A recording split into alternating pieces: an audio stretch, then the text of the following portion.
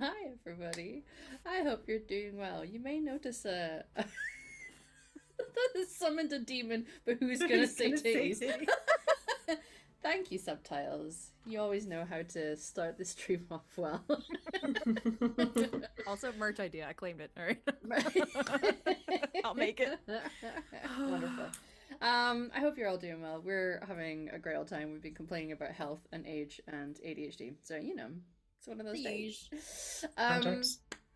Welcome. This is Blood and Lyrium, our Dragon Age story. We're on episode 8 of season 3. Woo! Before we introduce the story and the players, I always do a content warning at the start in case you're a first-time viewer. Dragon Age is a setting which has some dark and difficult themes, not only with some grisly horror, but also in its political and cultural tensions. There are power imbalances throughout the lands of Thedas, and we may on occasion touch on these in our story. We already have this season. Rest assured, we'll be as respectful and considerate as possible when we do, and we've discussed our lines and veils prior to today's session. We can check in with each other, but we want you to also be mindful of your own comfort levels. As important as these stories are to voice, your happiness and comfort should be paramount. And as such, we would never judge you if you need to step away at any point. Love y'all. We are going to introduce ourselves and who we will be playing. We do not have a Kana today, so sending our love and best wishes to Emily. But we will introduce themselves. I am Emma Hamlin on the internet. To kick us off, I am the storyteller of today's session. So please introduce yourselves. We'll be starting with our baby girl today. Hi everyone, it's me, your boy Satan, or Elizabeth Art on the internet. I use any pronouns as long as it's not derogatory, and I play Phelan, as mentioned, our baby girl. He uses he, him, or baby girl, or pretty boy, or whatever really endearment you want to use for him. And he is a Dalish elf mage, and he's in trouble.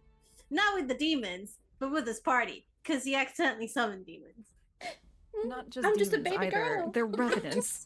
It's fine. I'm just a baby girl. Jesus. Oh, sorry. Maker. Makers Hi, of everyone. Andraste's tits. Hello, everyone. I'm Torn, or Torn Duck's Great Duty. My pronouns are she, they. I'm playing our pillbug human rogue, Oriata, our broody little annoying kid. She'll grow up someday. It's fine. And she's totally gonna love the fact that we have 3 revenants, if I remember correctly. No, there's shades and a single revenant. Shades. Don't Oh, worry. sorry. 2 shades and a revenant. Because I was like, well, we're dead. All right. In fact, East of Orlais is dead. There's 3 revenants. Anyway, so yeah, it's gonna get great. We're great. That's me. Hi everyone, I'm Bex, Phoenix Force on the internet. You can use whatever pronouns take your fancy on any given day. I am playing Cass, our big sweetie canary warrior who's just doing her best.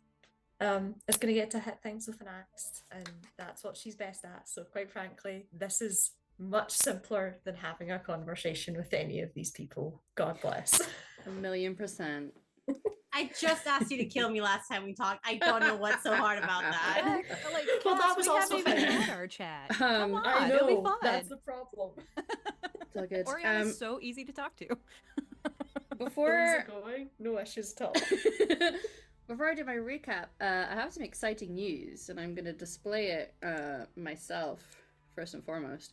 Guess who's made affiliate? It's us. I just subscribed, and you can too. Oh my gosh, we get emotes now! Yay, Sorry, we I'm can get. I good. know. Yay, we did it!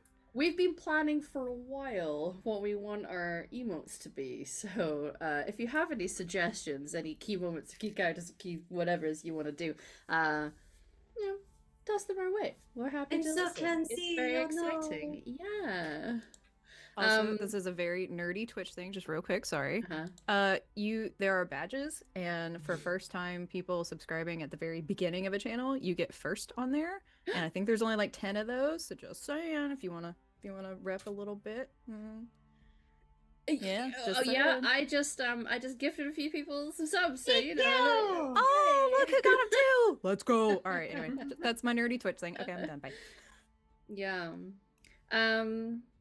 How exciting. So yeah, I'm very excited about it, and I'm very happy to share that with yourselves. It would be great to, share some love. Also, I think we have a level 3 hype train at the moment, which is also very exciting. Now I'll go into game mode and leave the rest of that to you guys, the audience.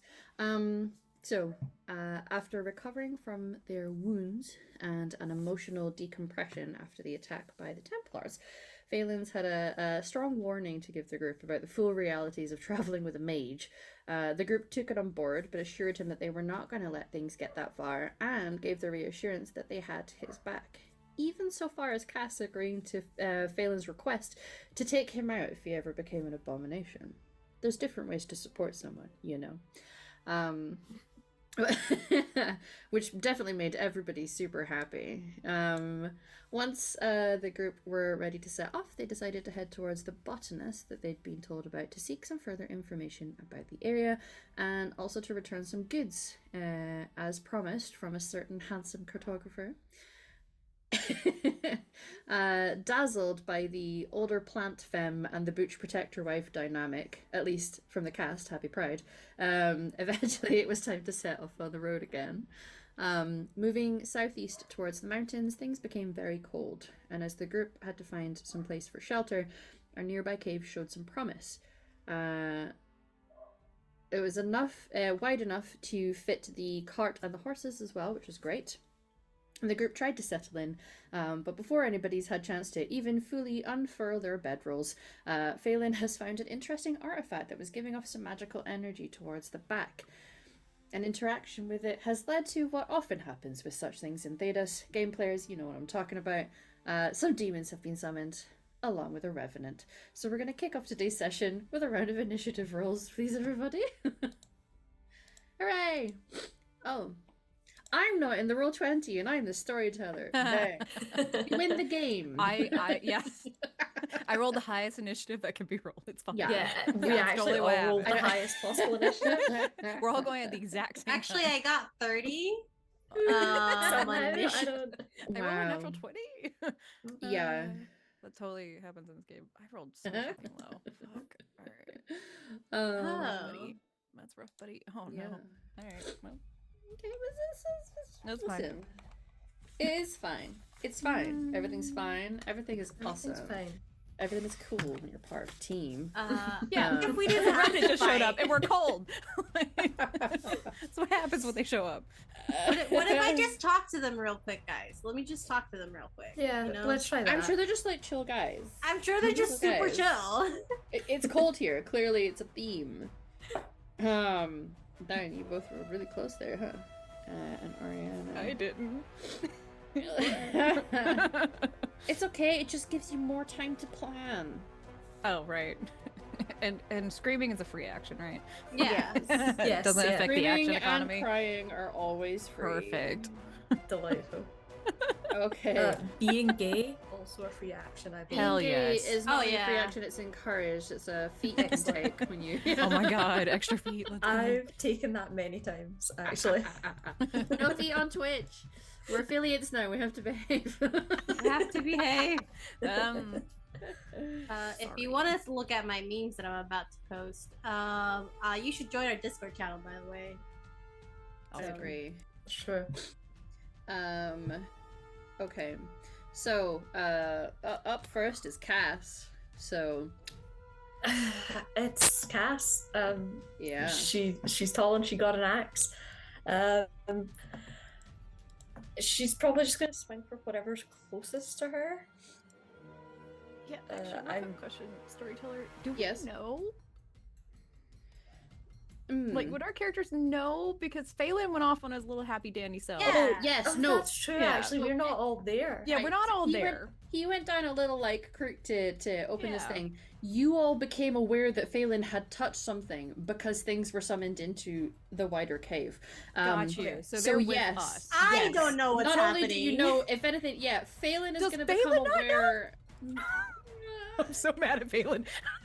Phelan is going to be aware that something has happened. Okay. Yeah. So we know. Got it. Sorry. Go It's ahead. fine. I'm with you now. Wonderful. Yeah, in which case, Cass is gonna like roar something vaguely unrecognizable, but is absolutely just her cursing in Kunla, and just like pull her axe out and whirl on the closest Yeah. thing. Okay. Whether that is shade or revenant, she does not care. Equal If you opportunity could to catch see these both, hands. what do you feel you would be drawn to? The tall, it looks like it's armored figure without fully having a corporal form, big helmet and a fuck ass sword, or a dark, shadowy looking demonic creature. What draws your ire the most? Probably the fuck ass sword, because it looks most like something that she can fight. Yeah. She's like, I don't know what all of that is. Yeah. Sword, I got that. That's fine. Yeah. Excellent. Okay. Sure. Roll for an attack. Great. Let's see how this goes. It's okay. It's okay. It's okay. It does hit. What I'm gonna say is roll for damage. I know normally we don't do this when we're doing our fights. I want you to roll for damage anyways, just to see how strong of a hit this would be. Pretty strong. You are surprised as you go in to kind of hit into this thing.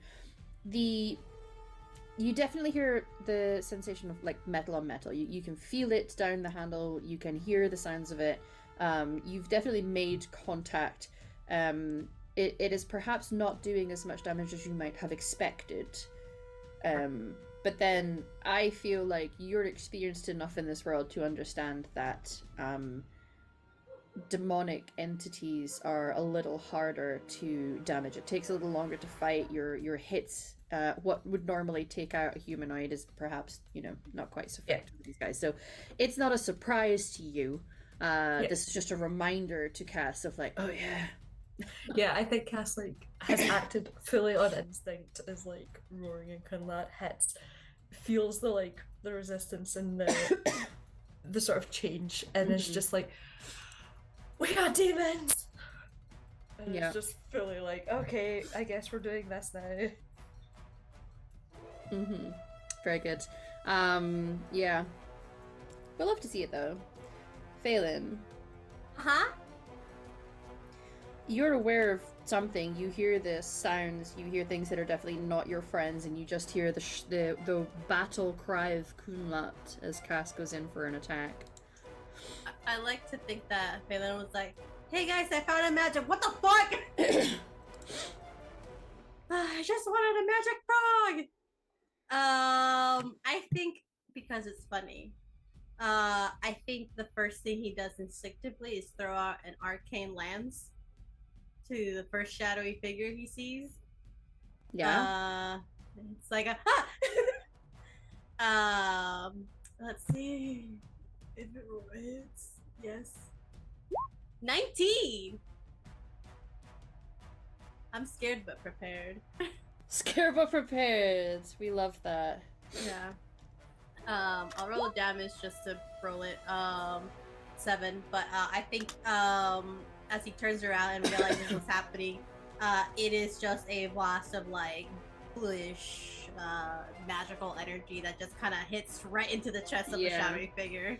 Yeah, and despite the fact that, in theory, what you had just done, if this was against any normal person, it's not going to have been as effective as a giant axe to the face necessarily, and yet yours really hits home. Magic is very effective against these demons, so something to consider. Delightful. Oriana, and your mother. I think first thing she does, if you allow her to do it, it's kind of a freebie, but she's gonna take. She had Franklin in her hands, literally at the very end, and she's gonna push Franklin into Kana and push her into Rainy, kind of thing, like leave, like just run! take like, the girl. Get out! Yeah. Oh jeez. And I think, like, as she draws the knives, and just looks at her mom like, "Fuck, we gotta do this." Are we moving together? above table Yeah, question? absolutely. You often do, so I think coordinate with it together. We're gonna do what we have before and pincer one of them. So try to. I'm gonna say a shade. I don't think we would be stupid enough to go after Revenant, to be honest. I think it's very massive and much bigger than us. And we're gonna try to pick off one of the shades. Hell yeah. Okay. Go for it. Roll an attack from you, baby. Can I try to get it back? Can you removing backstab if I can? Oh, yes. Because I get +2 to attack if I can. 1,000,000% yes. You Yay. are moving. Dagger tick. Yes, I would like to aim, please. 17 plus oh 2, my god. I'm not prepared. 7, amazing. Get him my dice. I'm assuming 19 hits a shade. Uh-huh. Okay. Yeah. 4, 5, 6. So, but yeah, they know. Okay, that You means I was definitely gonna get your backstab, sorry. yeah. Mhm. That means I get an extra d6. I'm just gonna roll Yes. 2d6 instead, Sure. and then +4 for that dagger. Oh, that sucks ass. Okay, that's fine. 8 total, with +4. Still reasonable. I don't know what you want me to do for my mom, so. We can just assume that she's marrying you. It's easier. Okay. I so think she also hits. yeah. I think what the pair of you will find, and this will be a first time for you, plunging a dagger into a shade demon is a sensation unlike anything you have really had up till now. Yeah, It's almost like if shadowy darkness had the consistency of, I don't know, stabbing jelly. It's like you do stab into something. It's not completely solid though. And eventually after a bit of resistance you'll kind of swing out the other side. You've clearly hurt it. You have done damage. It hasn't affected this entity in the same way as something with a fully corporeal form. Definitely by the end of that, Mom and I just look at each other like. I think she's much better at it than I am, but there's, just absolutely Oriana's having a little panic. It's fine. Incredible. Yeah. So you've heard it. It looked cool. You have now experienced for the first time stabbing a demon. It was not what you were expecting. I'd rather stab humans, and I don't even like that. Yeah. Beautiful. So, back up to the top, we will assume that either an injury or something bad has befallen you. Please describe the unfortunate thing or painful thing that has happened to you, Cass, top of the order. Oh, what terrible, terrible thing has happened to her. I think, frankly, she, in her downward swing with her axe, sort of made to try and lock up with the revenant sword to try and alright, not doing the damage I wanted to do, let's see if I can pin the sword down so that I'm not at risk of being got. Except that worked really well with humanoid opponents who kind of don't really have other options once her weapon is occupied. Yeah. But instead, the revenant just kind of drops and has used one hand to just claw into her shoulder, and it's just ripping her by it. With a big, it's metallic gauntlet. Yeah, there's just a gauntlet embedded in her shoulder right now, and she's not having a great time about it. Yeah. Yeah, she's kind of real mad about it, and also ow. Yeah. Oh my lord. Amazing. So yeah, you're in a considerable amount of pain. And while it is slightly incorporeal, you very much are very physical. And that hurts. Excellent. We'll be going on to Phelan. Thank you very much for Penitent or Fraser for those gifted subs. Love y'all. Thank you. And also thank you for the lurk. Hi. We're fighting demons. It's we a Thetis. always? It's a fun Thetis pastime. We do it in real world, and we do it in Thetis. Hell We always yeah. fight our D. Oh yeah, This is our was more fun escapism. though. Yeah. This is more fun though. So Phelan, something bad befalls you. Can be an injury, could be something else. What happens? Hey, you said that this magical item was on the edge of like a cliff thingy, right? Say that again? The magical items, were they like on the edge of like a drop, or is it like just No, it was you. So you went down a little curve in this cave system, and there was it was like a ledge, as in like a shelf, and Oh, there was okay. a small statue that looked a little bit like a weird sitting frog-like creature. Hard to Okay. describe, but if you know the games, Yeah. or you know. So it's maybe about a foot tall, and it was on a sort of natural shelf in this cave Okay. that perhaps was smoothed out to create some kind of shrine, it looked like. Okay.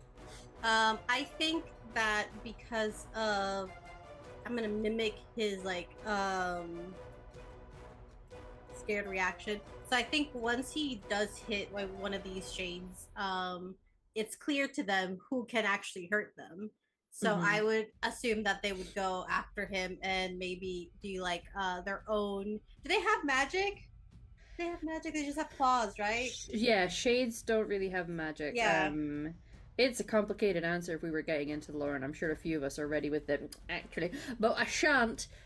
Basically, it is a being of its own flavor of magic. This one is more like shadow negativity. It's Mhm. not cold like a frost, but it is cold as in nothingness. So if it Absence. comes to you with its claws, it's gonna rake and it's gonna Yeah. feel icky, the way Yeah. that you might describe necrotic damage or shadow damage. Yeah. So I think that once he like lashes out just automatically, there is a quick consequence to his actions, as today's episode is. And I think Shade would lash out back, and it's just like rake across his like shoulder and chest. Yeah, it feels awful, and although it might not necessarily tear at your clothing, it almost goes through it worse. and into your chest, so you can feel the wound forming, and a sort of like blackness sort of seep in Yeah. as that energy comes in, and it is a different kind of pain than you'd have ever experienced. Yeah, does not feel good. So we've had claws everywhere. Oriana, what More happens to claws. you? I think for Mother and I, Mother Dearest, especially because we're so up close, we don't have the reach of weapons. I Yeah. think when our hands go through it, the instantaneous cold, especially like we've already been cold, but this is so much worse. And it's like insides are on us. I think there's such an instantaneous cold that we almost drop our weapons, and there's so much pain in our fingertips. Like I- frostbite almost. Pretty much. Like I think it's almost like our fingertips start to blacken at the end. Yeah. And we probably take damage from that. And it's just like like you know that thing you can't shake, you can't make it happen. Yeah. Like the blood can't get to your fingertips. Yeah. I think that's where we're at. Okay. Yeah. Incredible. So we have had some bad fates befall us with these creatures that have been summoned. We'll do another round of you guys succeeding at something, probably rolling an attack, but it can be something else if there's anything creative that comes to mind. Back up to Cass. It can Cass just be is- kicking ass, you know? Yeah, Cass is now in a position where she's kind of like immobilized by this hand on her shoulder, and her axe is kind of like locked down at the ground. Mm-hmm. You're a little quiet. Oh Rex. yeah, hold on. Let me see if I can adjust.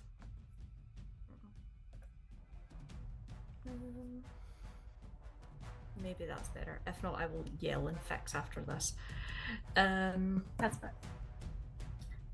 Yeah, so I think, quite frankly, she's just gonna try and like drop kick this revenant to try and break the grapple it has in her and see if she can like roll back out of reach. Amazing. Okay. Sure. Roll for that, please. Alrighty. Nope. Ooh. And you don't Very have it. Do you much. have the might focus? I don't know if you do. I don't think I do. No. I Sad. haven't on my- Yeah. It doesn't fully work. This is not necessarily that you're going to take an injury, but please describe to us why this doesn't fully work. I think like she gets full extension and gets the like kick off, but there's just no like give in that grip. It's like she can almost hear the like creak of her own armor against the gauntlet, and just realizes, oh, this isn't. I'm not going anywhere. So it's kind of like kicked back and is still held fast, but now is just off balance. Yeah. Amazing. Very, very good. Phelan. Phelan is going to stagger backwards in pain, dramatically, as baby girls tend to do, and kind of take a second to like take a breath and see what's happening around him. He sees Cass trying to fight this larger revenant, Oriana and Mom fighting the shade, and so he will take a moment to take a deep breath, and once he exhales, his breath is just cold breath coming out. You can see his breath, and he will, as he casts frost weapons, hopefully that would help my ally. So basically you guys get +2 penetrating damage of cold, and yeah, we all exude freezing cold, so it's great episode for cold. Yeah. What I will say is now that your weapons are frosty, that limitation that your weapons had before where you weren't quite doing full damage, now that your weapons are imbued with some magical essence, you would be able to achieve full damage. So what happens if I don't reach the target number? By 1. What happens is the spell doesn't go off. Now, you did not roll 4 in your your dragon dice. Your dragon dice. Is my dragon die the solid color one? Yeah. I did roll a 4 on my dragon die, actually. Sorry. I meant you didn't roll 1. Okay, I was about to be like, I was gonna say, I that's actually worse. did. No, that's bad. So, magical okay. So, when casting a spell with the requirement, if the casting roll fails and the dragon dice results as a 1, a mishap occurs. So you don't get a mishap. Spells without requirements never cause magical mishaps, which is why they are usually manifested to this. So, basically the spell doesn't go off. It doesn't work. However, you don't have to roll on the mishap table. That happens when it is a 1 on your dragon dice. Okay. Then you have to roll a self-discipline roll, and then bad things can happen if you roll poorly. So you're good. I just make it a little extra frosty, but there's in the cave it's a little colder, but what I will say is something gets in the way of you being able to cast this spell. Describe to us why that has happened. I think as he's trying to cast the spell, we see the magic almost like when you see kind of water frozen over, we kind of see that through the air, but it kind of shatters midway, and I think there is still a emotional block, especially after what happened, of his fear of using his magic. Yeah. So since all of this is happening at the same time, I think that as he sees kind of Cass trying to like fight this thing and fail, like the pressure or like his confidence is not an all-time high, so we see the magic kind of like spread out through the air, and it just kind of shatters and crumbles before it can reach its destination. Yeah. There's a weakness in your self-confidence. Yeah. And self-confidence is really key to being able to kind of master your spells right now. Totally makes sense. Okay. Wonderful.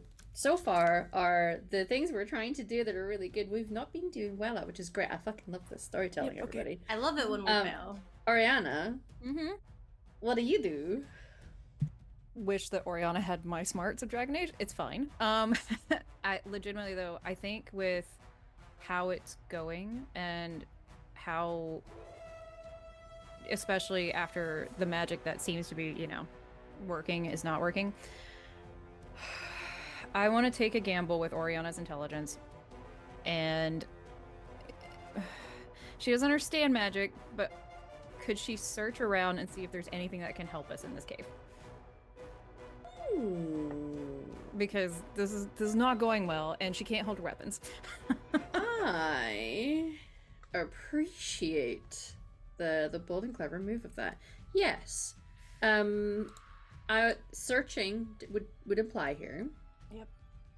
And that's thing, she doesn't know what she's looking for, unfortunately.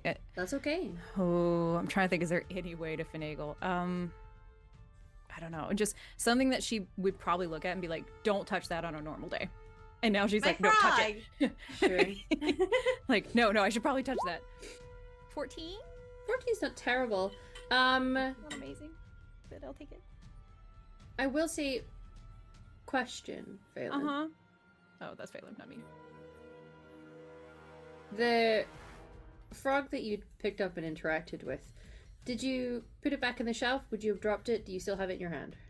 I'm gonna go with clumsy Phelan, so he probably dropped it Okay. when he was like, "What the fuck?" and Yeah. dropped. So, one thing that is definitely not owned by any of you, not part of the gear that you had, not even fully offloaded, to make your camp, but is not a natural part of the cave. There is about a foot tall, small, weird looking statuette, that kind of loosely looks a bit like a frog-like creature. Now, in terms of what you would want to do with that, that's kind of your call. There is the picking up to interact with it, there's throwing it, there's destroying it. This is there's a very rich- stupid. Yeah. I'm gonna hit it with my throwing knife. Okay. Because the thing is, if I move away from this shade, this is my thinking, if I move away from this shade, it's probably gonna go badly for me. Okay. And I don't want to leave Mom. And I don't want Yeah. them to go after Phelan. Okay. I'm gonna throw my throwing knife at it and try to break it. Or if nothing else, like, is it still on like a pedestal type of thing? No, it's probably like on On the the floor? Yeah. Yeah, I dropped it. Shit. Alright, fuck it. I'm running up and smashing with my foot. Never mind. I changed mine. Hooray! Uh-huh. Smash it. Okay. I'm I'm not sure what you want me to roll here. Smash it with your foot. Yeah. Technically, that would be strength. Oh, fuck. A might focus if one had it. Unless, I mean, listen, what skill do you think you'd be using? Yeah, for can I this? take the butt of my dagger and just try to Yeah, smash it? Yeah. Yes. Okay, Yeah, would that be a 100%. dagger roll? Yes. Thank you, Roll your thank God. dagger. Hi, Euphoria. Welcome in. Thank you for the raid. Thank you. And thank you for the congratulations. Lots of congratulations. Happy birthday to Euphoria, by the way. They're a year old now.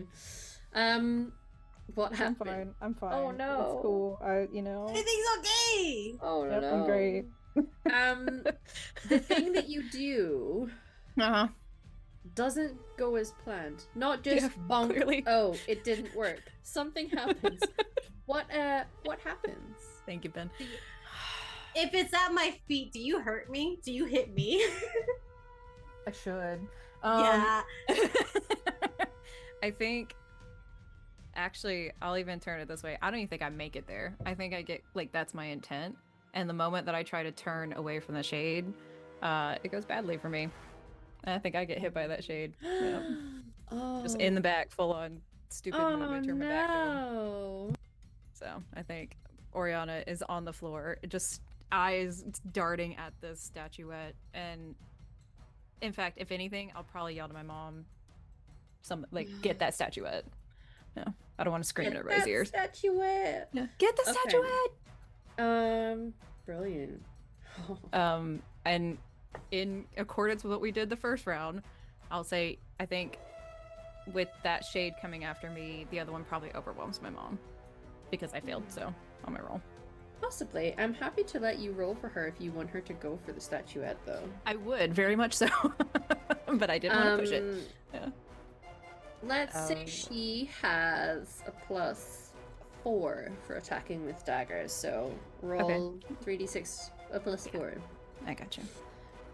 3d6. Can I do +4 in here as well, or we can just add Yeah, it? /R for 3d6. And we'll just +4. take the third number as like the dragon dice, just in case she stunts. Oh, Hell yeah, mom! Hell yeah, Get a girl. mother! okay. A couple things happen. So she's gonna go over to this small, about foot tall, strange frog-looking creature with arms that, weird way. Again, if you know, you know. Runs up, hits it with the butt of her dagger.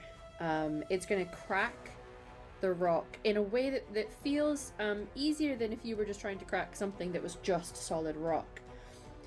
And what she finds is that there is something encased inside of it. So she breaks almost like an outer rocky shell. And inside there is a crystal that's glowing a sort of turquoisey green would be the best way to describe it. That sort of bluey green. I shouldn't be smiling. Sorry, go ahead. I'm anticipated. So she does that and has that immediate like, oh fuck, as one would. Have I done something very wrong? Did I make this worse? What is this thing? Looks around in a panic. I will say that the shade closest to you, so the one that perhaps would have overwhelmed her, is going to sort of like unravel itself almost the way that shades can when they are in their death throes. It's almost like fabric made of smoke just unraveling itself. The revenant is going to pause and do that thing where they like stick the big sword into the ground and bend over in a so it hasn't necessarily killed it, but it takes a moment, like it's just taken a hit almost. So whatever she did was effective in a way. Well, Oriana's being crushed on the ground. I think she's like, do it again! Do it again! And yes, that would be my turn. Yeah. So these things happen.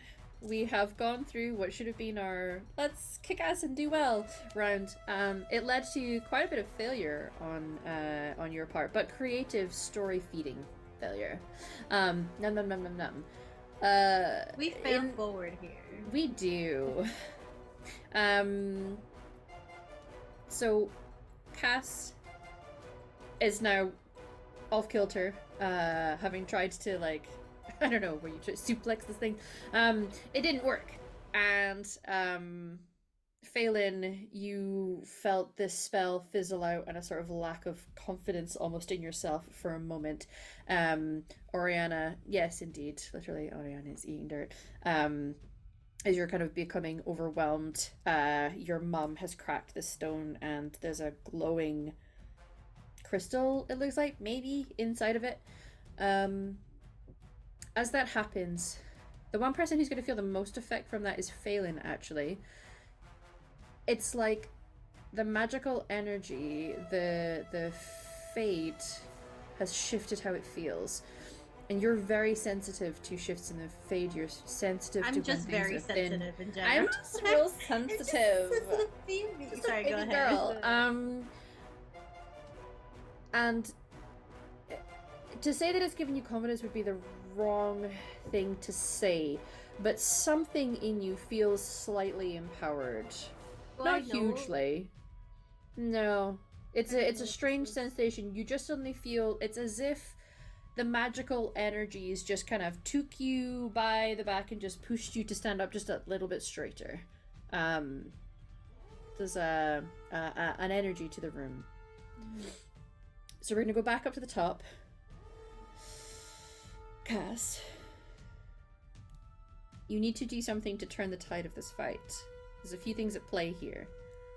What do you do?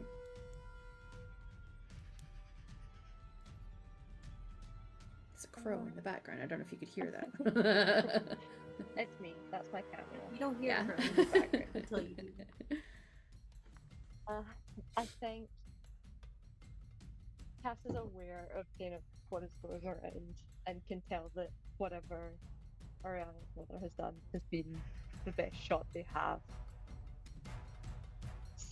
Sort of turning the tide. So quite frankly, I think Cass is going to try to draw fire from everything else. Mm-hmm. And that she's just going to free her axe and start like swinging in like the widest arc possible, trying to draw all three's attention and get them to her, and is backing up, trying to draw them into her. Amazing. It's like that one move that they introduced in Inquisition, where you've got the axe and you just turn it into a whirlwind. Hell yeah. Yeah. Roll into her. Okay. Roll to attack. We'll see how effective that is. Alright.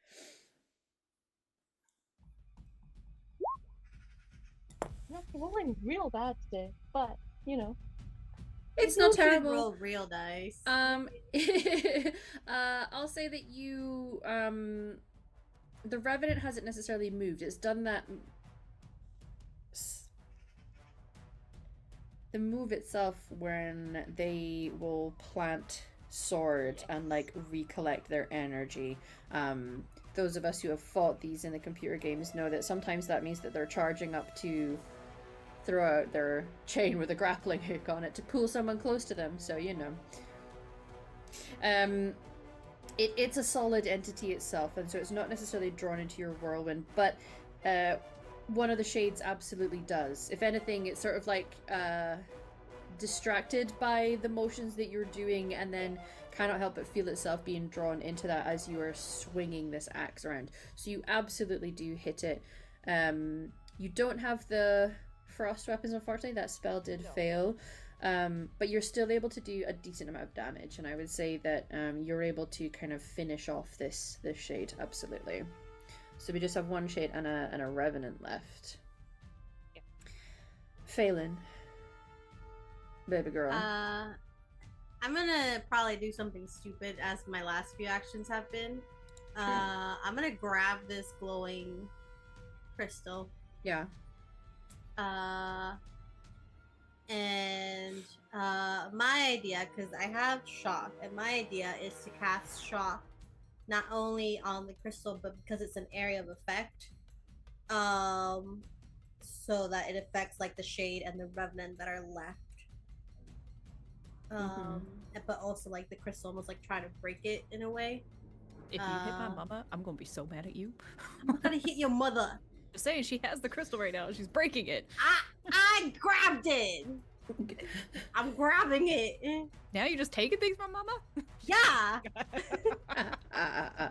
I'm gonna do an area of effect spell, but it's fine. We're all in a tiny little thing. I'm under a shade right now, laying on the ground. If you hit me, okay. Well, maybe I shouldn't do it. No, please. Hey, you said it. No, now I feel bad. Now I feel stupid. You've committed. Do it. You got it. You feel, I will say, when you pick up the crystal, you feel an empowerment to your magic. Okay. Don't feel me now. And 4 stunt points. Very Give good. me a second. After you cast it, can we cast another spell? Effect this feels much more dramatic. Ooh. Reduce luminous. Split spell. Okay. So, I think I will do, lasting spell. For 3, so it lasts longer than just the 1 round. And then for the +1, I will do arcane armor, because I think if it helps, this is like this is us closing out the fight. Okay. So if you want to turn it I'm more gonna to do a something that is gonna dramatic like one. end, something. And what I will say is normally this is just like like an area of effect that you can't necessarily control. Perhaps it's because you're channeling things through this crystal. I would say that unlike what is typical with the spell, you're able to somehow harness it a little bit and really direct the focus of the charge. Okay. I think I'm just gonna do like extra damage and like just making it more powerful. If you were prioritizing the shade that is on top of Oriana or the Revenant, what would you prioritize with this shock? Probably the Revenant.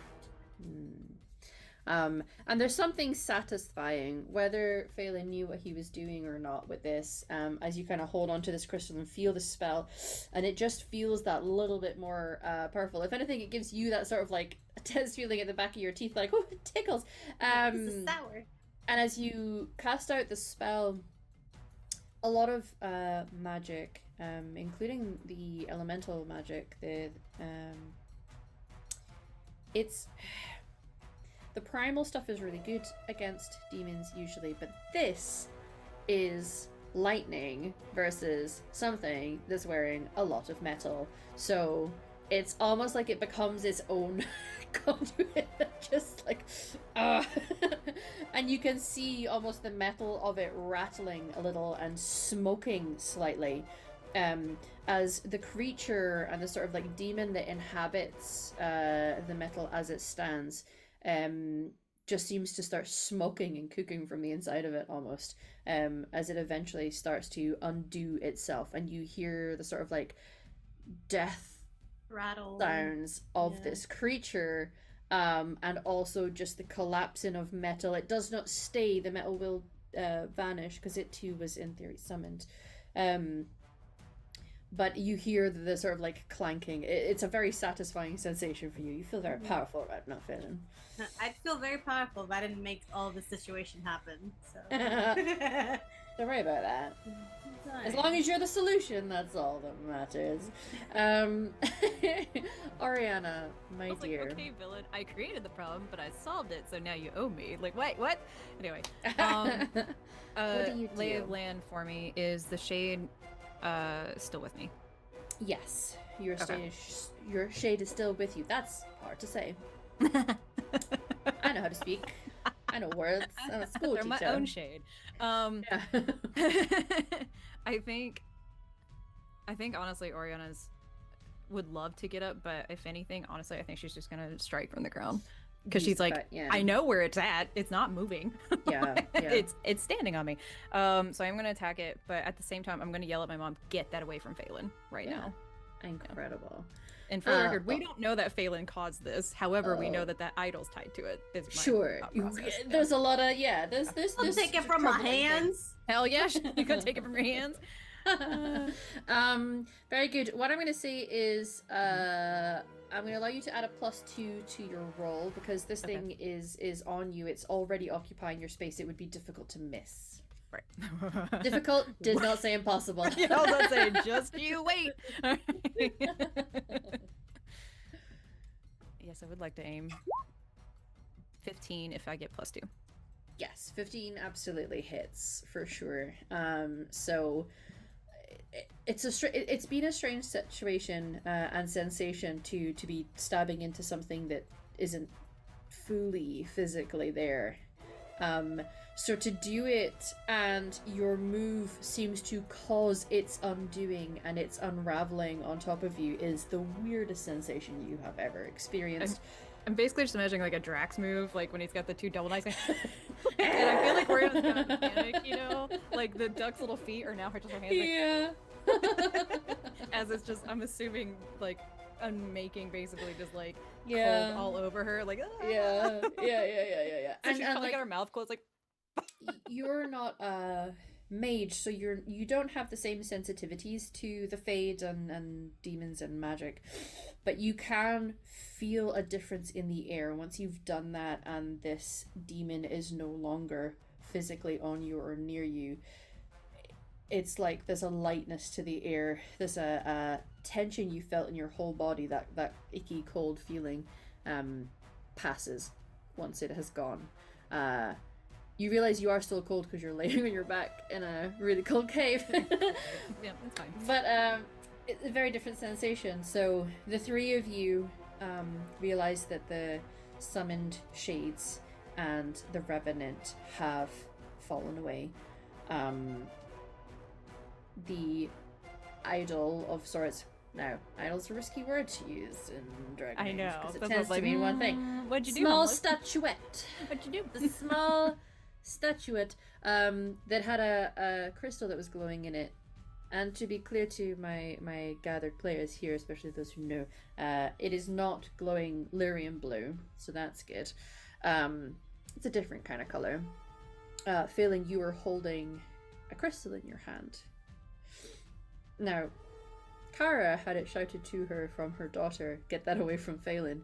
So she is going to kind of come over to you, Phelan, and then just like lock eyes with you and just slowly hold out her hand the way one would to a toddler holding a set of scissors or a dog who's holding something bad in their mouth.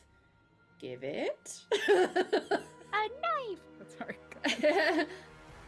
Should we put it down till we know what it is?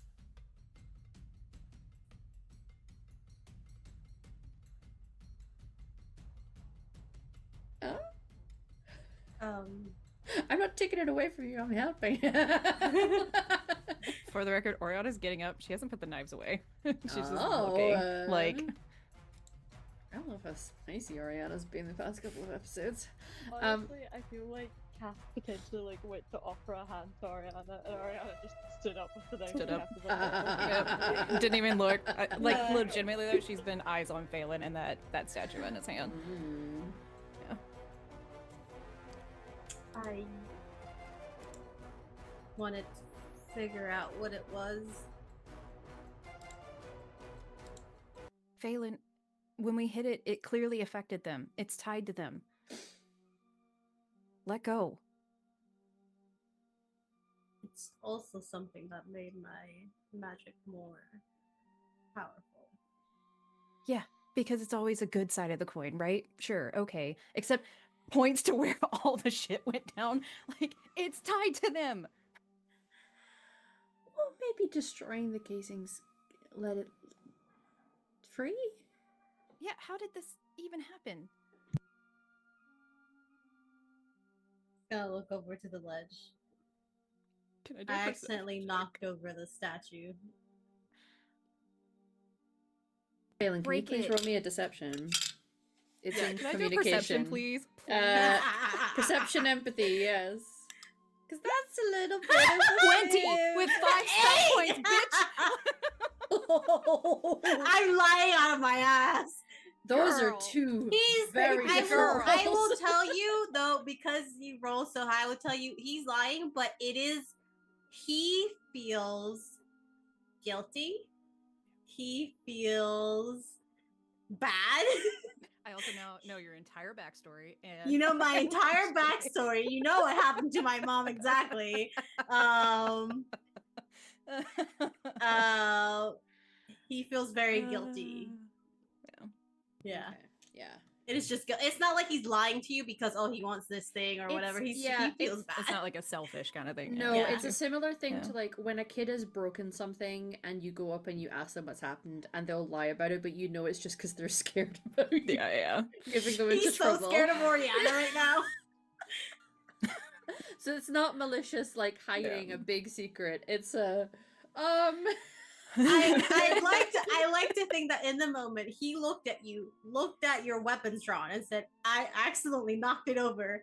In full-faced lie, because he's scared and guilty. baby.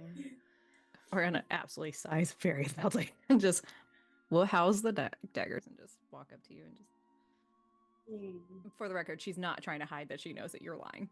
It's a very much like older sibling, like that like nod kind of thing. Phelan, give it over. Just gives it to you. Thank you. And Oriana's gonna. Don't destroy it. We don't know what it is yet. Okay, number one, for the record, she's holding the bottom to make sure she does not touch that open part. Abso-fucking-lutely not. Uh-huh. Oh, I was full on contact with that crystal. I know, Phelan. Don't fucking touch glowing things, okay? I mean, I'm not saying it was glowing before. Just, if we really want to make it to your dad, let's survive long enough to do it, okay? Ariana, you don't Sorry. necessarily feel any kind of. Okay. I mean, I know that you're not making full direct contact. Although to be clear, it is mostly just an exposed crystal now, so it's very hard to avoid holding That's why it she's without like touching holding the it like crystal. this, like eat. The only thing I would say you have is that like it's like an ever so slight thrum to it. Not a big time, but like when you're holding it, it's not like a complete inanimate object to you. You do not get the same sensations that Phelan does, obviously. But it feels, this is going to sound like a strange thing, but I know that everyone here is neurodivergent as fuck. You know how apparently a fluorescent light bulb doesn't have like a slight buzz to it, but it absolutely fucking does have a buzz. No, it does. Yeah, Yeah. it does. Yeah. Like a sensation to it. It's like that. It's like you were holding it like it was made of like a fluorescent light bulb in a way. So that's the only sensation you're getting. It was very different for Phelan. Phelan, look, I don't know how this works. I don't know if you really know the extent of how it works. I think it's too big a risk to mess with when we're on such an important thing. I think it's the risk that we might have to take because of what we're on. We're not just dealing with random humans and random Templars wanting to just take people. I know, isn't this worse? Because at least we know what they want to do. We don't know what this is. And it just summoned three Well, I things could trying to kill us. I could And it almost study succeeded, it. for the record. I know. And look, if I knew more about it, or if we knew more about it, and we had a mentor or something that knew more about it, I would feel better about it. But If you just let me look at it. you didn't see the look in your eye. I mean, obviously you can't without a mirror, but you know what I mean. Like, you didn't see the way your eyes looked at it. Okay? Like It was like something fixation. that I could use to help No. my friends. You looked happy. And fixated. And how dare you look happy? How dare you be happy? I'm sorry I was happy. Shut up. Yeah. Phelan, if you want, you can roll a magic roll. That's what he just to get a wants to read be off able. of. Yeah. If you just hold it, I can just look at it. Can I'm not gonna become fixated on it. Hello, storyteller. I have research as a focus and cunning. Could I go into my memory banks and see if I've heard anything like this? I know the research would be more Orlais driven and things like that, but it's gonna be a real tough one. Yeah. Your path I only is got gonna be quite 13. high. 13's okay for something basic for what you're doing. Is yeah, I would like to take a chance. I mean, I know it's gonna be Yep. probably I mean, moot, you just but- got a 20, so Yeah. I mean, that only happened once. the dice tell a story. Please, pretty please, be good to me. There you go. 17 with 3 Yeah. set points. Very good. Okay. So for Oriana, there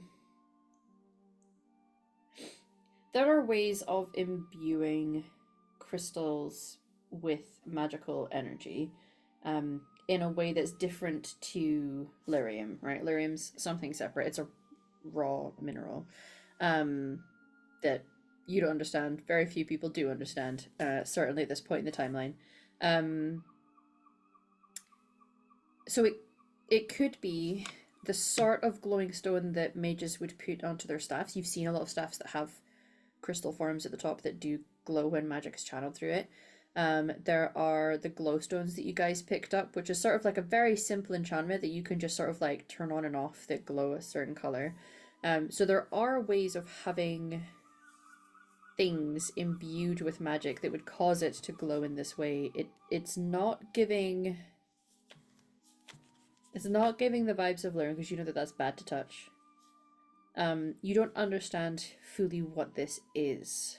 The sort of learning that you've done is not such that you've ever read about anything like this.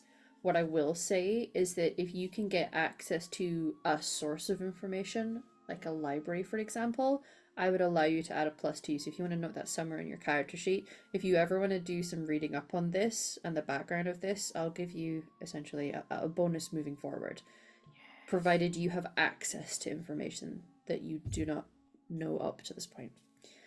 For Phelan, even with a 13, because 11 is a basic pass, and something like this is a relatively simple test for a mage, because what I'm looking for from you is the nature of the magic.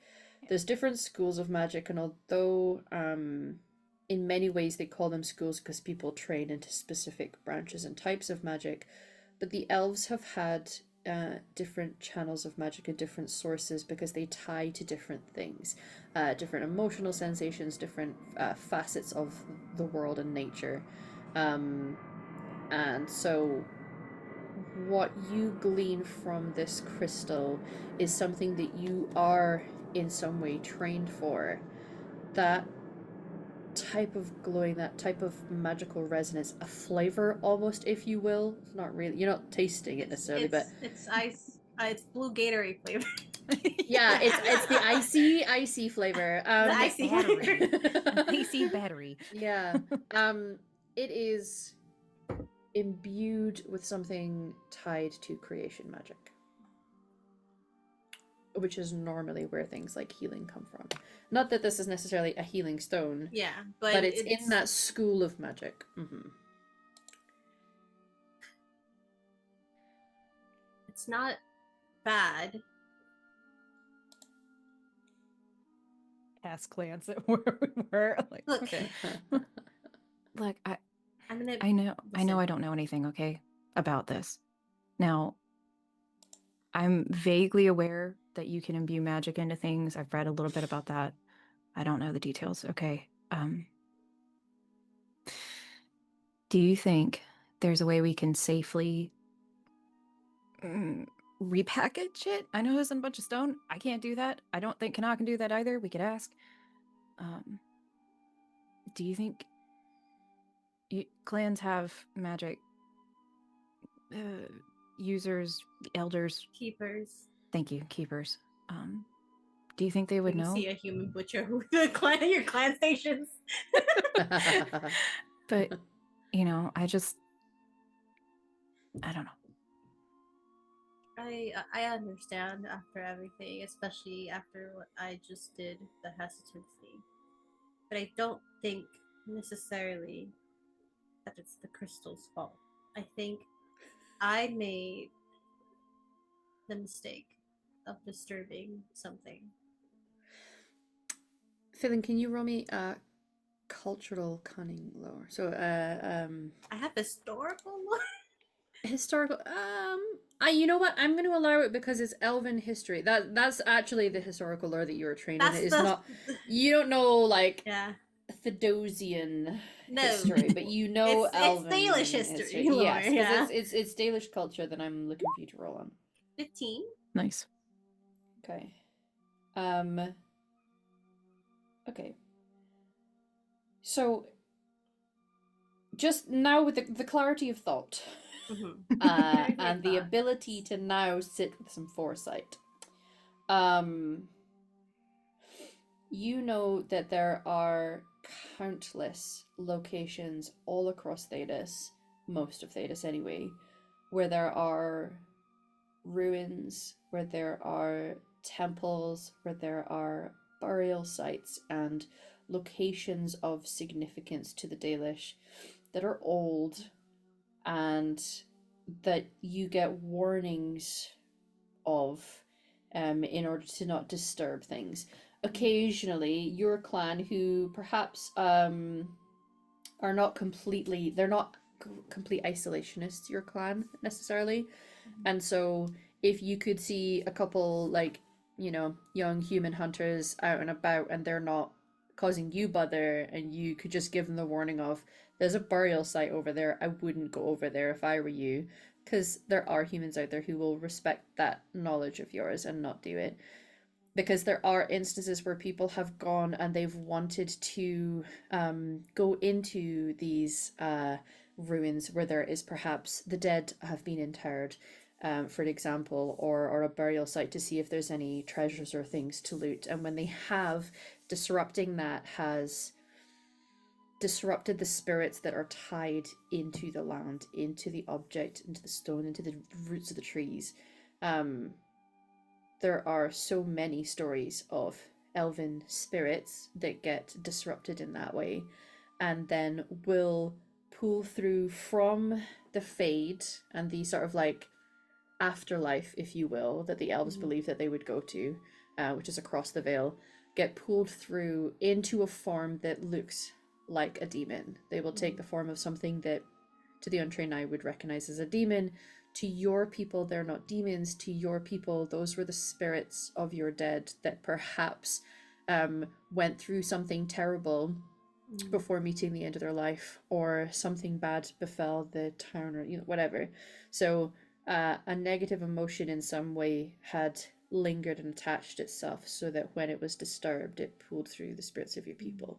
You believe that those shades in the revenant, although not necessarily, yeah, that's Frank, it's not like the individual spirits of the dead, but they are spirits that have started to attach themselves to objects or places that have those sorts of important meanings attached to them. And so you're pretty sure in disturbing the statue, there was clearly perhaps the spirits of your people attached to it, and they have perhaps just been pulled through due to this like kicking over of something, yeah.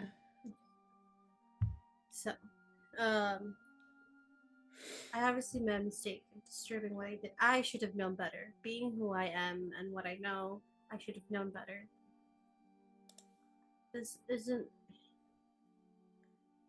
seems to be a burial site of sorts, or an altar, and there are many locations like this that are important for my people, and sometimes spirits are attached to these sites, and you don't want to disturb them. I made the mistake of disturbing it, and it pulled spirits of my people through.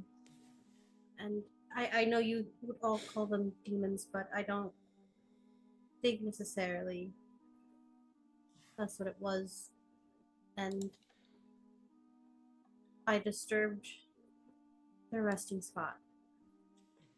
They didn't like it. It was an accident, and I'm sorry. Especially after everything. I don't think it's necessarily attached to the crystal. I would like to study it more. I'm not going to suddenly become obsessed with it. I know what you think you saw. Did I feel more confident with my magic? Yes. Did I feel more powerful? Yes, but I wasn't obsessed with it. There was an edge over a fight that we were clearly losing. And again, it's my fault, but if I could study this, whether it be with my people or library or anything, figure out what it is, it might be able to help us. I can't do much for you guys. Heal up your wounds, maybe, if you survive. But if I can find things to help me even the playing field, help me protect all of you, I think that's a risk worth taking. I'm not saying I'm going to take it now and use it for everything, but if I deserve a chance to study and experiment with things that my people left behind.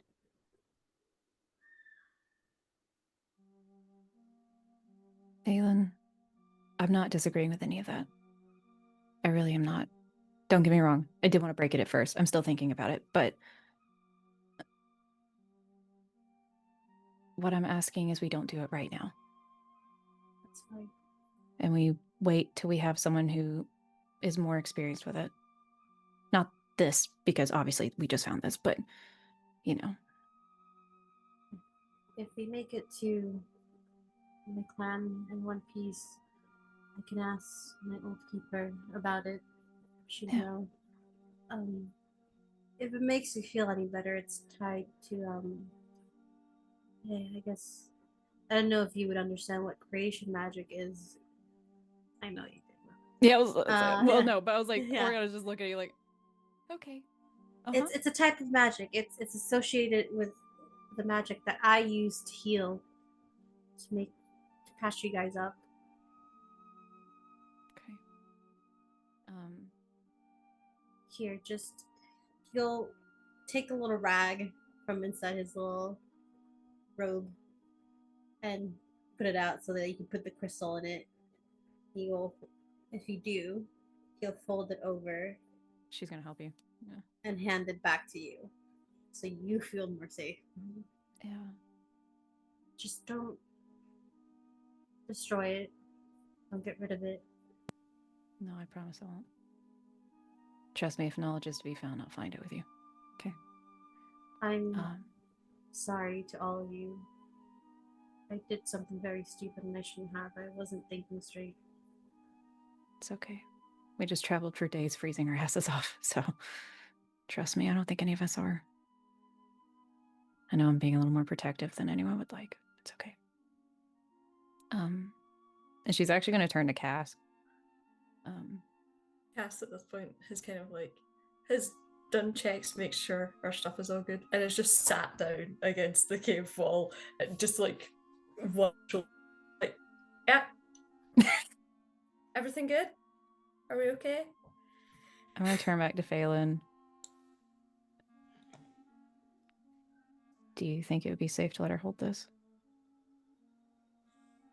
Yeah. Because I want to destroy it and you want to keep it, so I just figured it'd probably be better in a neutral party's hands. I guess they're a neutral party, yeah. Hey, Cass, do you want to hold a crystal? Sure, I'll carry a crystal if you want. Okay. It actually, funnily enough, matches your horn. Well, that's It's Oriana not bad. You're not gonna get possessed or shocked or anything. It feels a little buzzy. Cass kind of like shakes her head like, if I get possessed, I get possessed. It is what it is at this point. Fuck her and Please find out. don't, because I don't want to fight a giant Quinari who is also possessed, okay? I won't get possessed, but like, I'm just saying that like would kind of be par for the course at this stage in my life. I would like to survive. Okay. Oriana is going to hand it to you all wrapped up. Probably tie it off with like any extra cord we have. And just kind of fill you in on what we've learned about it. And just, I don't know what to do with this. I don't know if you have any clue what to do with this, but I just think we hold on to it because Phelan wants to keep it. Mm-hmm.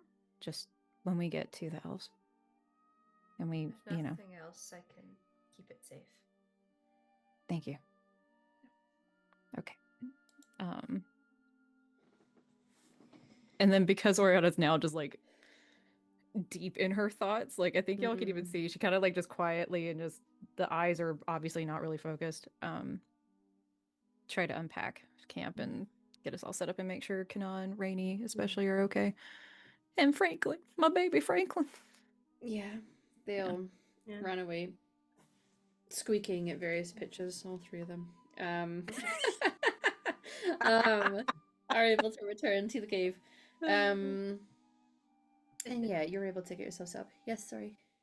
I know we're near. Are we nearing? Yes. Right? But to leave us off, I think as Oriana goes through that, if anyone looks back, Phelan is kneeling in front of where the statue was. Not touching anything, but offering a prayer. Noted. Let me peruse your character sheet for a moment, my dear. It's threatening. Yeah, a little bit. Oh no. I'm like excited but scared. That's tabletop for you. What are the emotional knives I gave you to stab me with? I'm gonna ask you to roll that brand new, very shiny focus you got recently of leadership. I thought you meant grenades, and I was like, what do you mean? Could you imagine? We just talked about this! I didn't touch anything this time! Okay, I need to roll for grenades. Yeah. Oh my god. I'm gonna try rolling physical dice. because my digital dice have not been that best, so we'll see. They've been okay. 15's a good number. But I'll do. I was I'll like, the do 8 was a little rough, but Yeah, you had one 16! blip. You had one blip. Four Your dice stone have been okay. points. See? yay! Okay.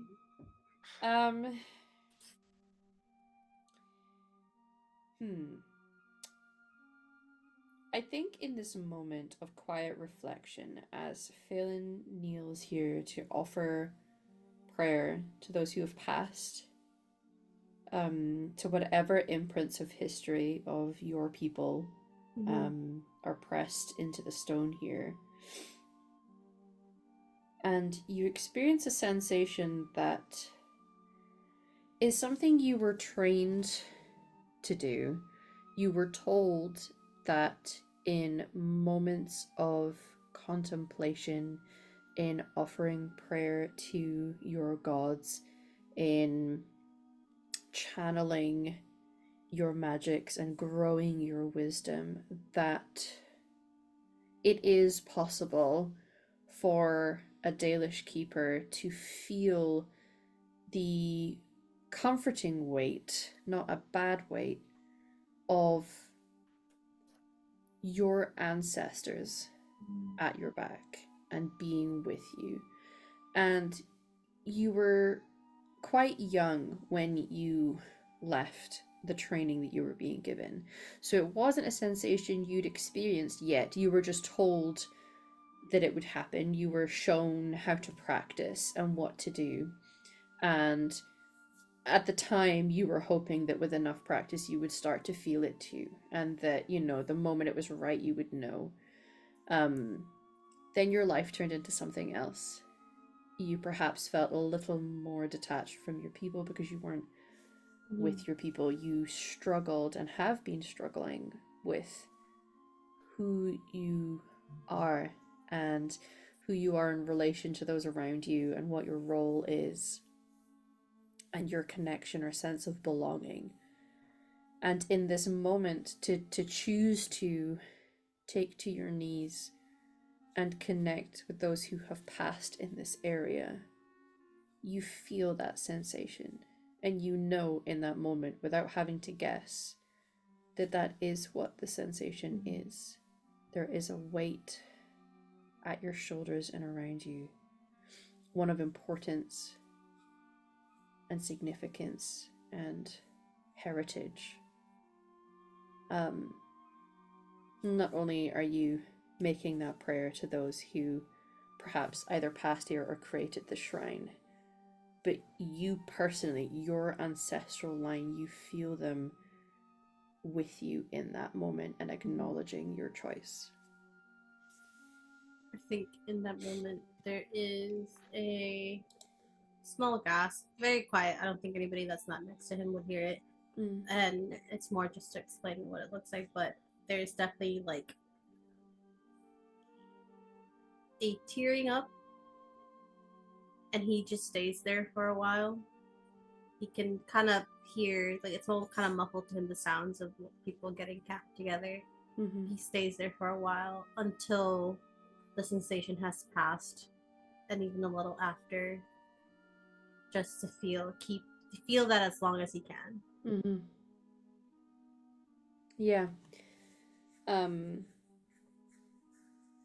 And I think even once it passes, there's I would say it's a hope at this moment, rather than an assured knowledge, a hope that that is a sensation that you will be able to recall and experience again when you make similar choices, and when you connect to the people, but also to gather a sense of being with your people. And I think perhaps as you reflect on the folks around you who are setting up camp and laying down bedrolls and talking and perhaps trying to heat up some water for some tea, that the people gathered here are not of the people of the elves, but they are your people.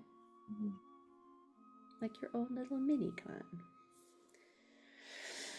Okay, with that beautiful and poignant moment and absolutely perfectly bang on half past, it is time for our break, everybody. We're going to go for 10 minutes to hydrate and get ourselves sorted out. Recommend you do so too. We will see you Hydrate in or 10, die everybody. straight. We don't want that. Bye.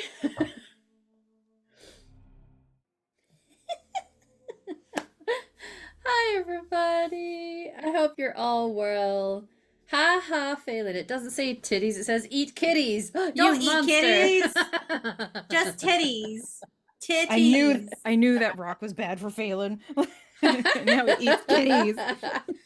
Just teddy titties. Oh, the Teddy subtitles are titties. just enjoying themselves Is that today. like a 1920s? Sorry, go ahead. I hope you all are well. We have had a break. We are rested. We're kind of celebrating today. We've made affiliate, which is nice and exciting. We have some subs as well. So we're gonna go away and talk about what sub rewards could look like as well, which is quite exciting. However, for just now, our cast were dealing with a fight on their hands with some demons, and a revenant specifically as well, which was exciting and painful for some of them. Just as you were healing up those wounds, you got some fresh wounds instead. It's fine. And also, Phelan found a cool, magical, glowing crystal. Phelan is a crystal girly after all. However, has been encouraged to exercise caution with it. So, Which fair. we found ourselves setting up camp, being able to rest upon our bedrolls, a small fire, so as not to alert too many people to your notice, but you're inside of a cave, so at least you're somewhat sheltered from that. Able to heat up water, maybe have a cup of tea, and get some sleep. I wonder, how do you think each of you are going to rest tonight? If you're going to sleep at all. And what does that evening look like for all of you?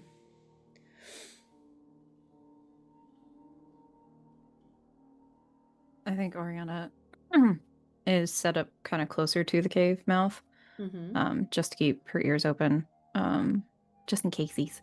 And then every once in a while, we'll just keep refilling with snow from outside, so we have more water. And she definitely will get some sleep of some kind, because she desperately needs it, and try to reheat her toes and her fingers and stuff. But I think she wants to spend a good amount of time with just like a notebook or something that she might have, and just kind of list out thoughts. Like, she's basically just got too much in her brain at the moment. She's journaling. Yeah, like literally like that ADHD, like ha ha ha, and then you just got to get it out and or see it for what it is, rather than just the rabbits running around your brain. Especially just the key things up to this point, because this is a very small little moment of quiet, and in between trying to train Franklin with blueberries. Train is probably a strong word. You know, it's hard to tell. Yeah. With Nugs. He's certainly learning certain tricks with you, I would say. Not necessarily tricks, but if you ask him to stay still as you step away and then call him, he knows that if he does that, he's more likely to get blueberries. Glad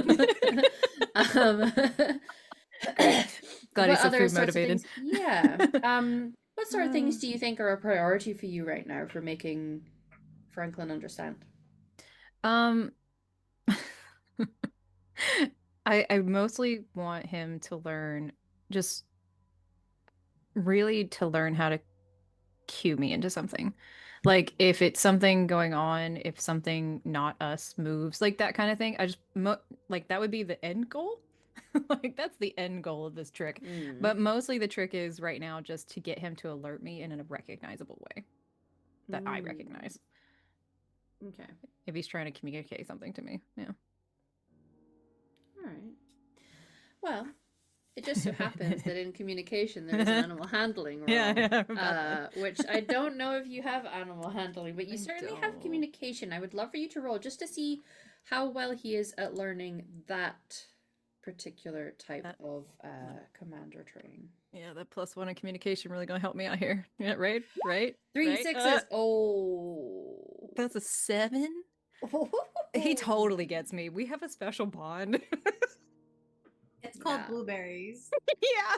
Yeah, and you The know very that when opposite something of scary every horse happens, girl he'll ever. squeak at Mm. you.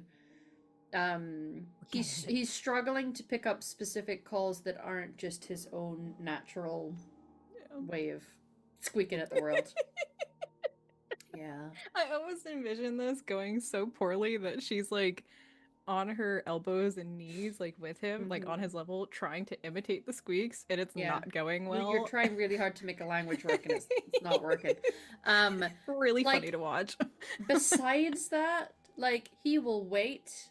He can get that instruction down. He's learning that one. He's doing things like you want him to like sit back on his hind legs so that he's sat with his paws up. He'll do that when he's ready for taking a treat. So there's little things that maybe aren't even what you were hoping to train him for, but he's learning how to look cute or be well behaved because he's gonna get treats.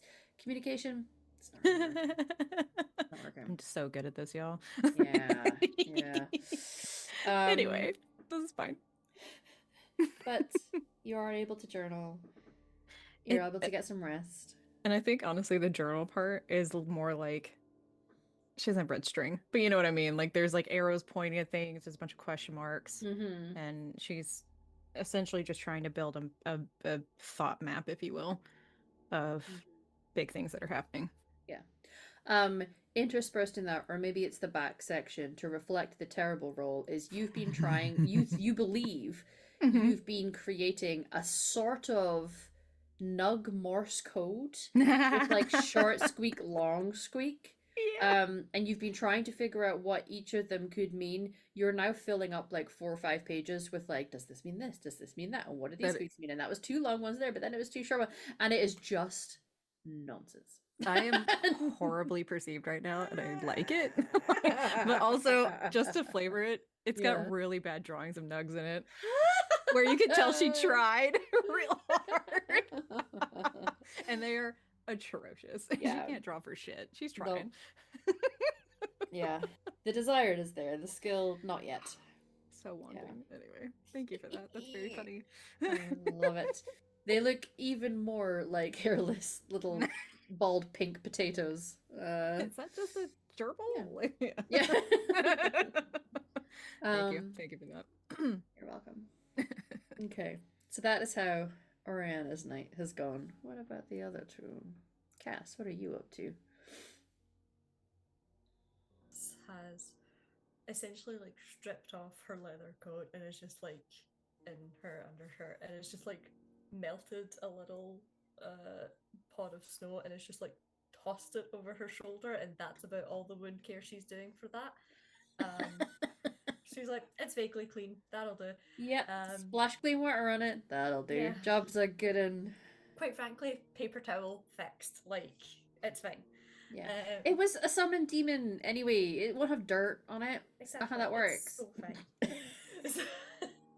So yeah, she's like tossed some snow over her shoulder to clear it, and is kind of sat like, is doing that thing that people do sometimes where she sat near Phelan and is not asking him anything, but does keep looking at him like she wants to talk to him, but does not know what to say. So it's just kind of like, okay.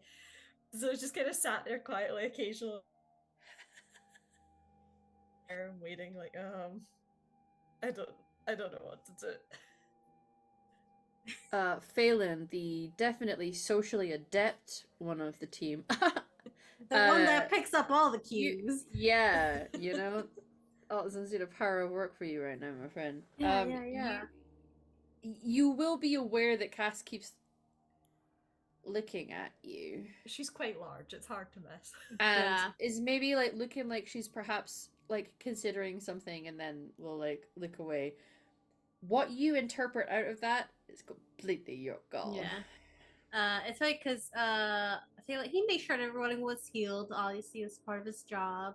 And then it's the time he kind of he picked a spot. And that's his spot, and he's been more meditative about what just happened, learning, being cautious, what may happen in the future, what they might um, come across, that they have to find his clan, that he may find something he doesn't really like. He has to be prepared for that, just to kind of like center himself. Mm-hmm. And I think he like feels Cass, and there's every so often just like an open eye that kind of like looks to the side and then goes back and then looks again, and then it's just like, I'm not the best at this, but did you want something? Do you need more healing? No, I just didn't want to disturb you. You looked busy. I don't. Meditating. Yeah, I don't do that. I It's okay. swing axes. It's kind of. I just didn't. I didn't want to interrupt. It's fine. What can I do for you? I think Cass kind of. You see her look over at the ledge where the little statuette was, and then she's kind of like looks down at her hands and then just goes, "What is it? What's it like to grieve people like that?"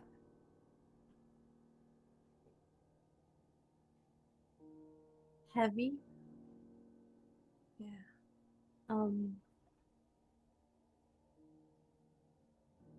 It's strange because it's not people you know personally, but my people have always been connected to each other, even beyond death or through time, in a way. Yeah. And you all think about each other? In a sense, we try to do what's best for our people and our culture, and preserving what we can. It's grieving for people, ancestors that are connected to you. It's a different grief than grieving for somebody you knew. When you grieve over your familiars, you are grieving a loss, a personal one, someone that you may not see now every day or hear every day or talk to every day, and it's hard. When you grieve of people, it's a bit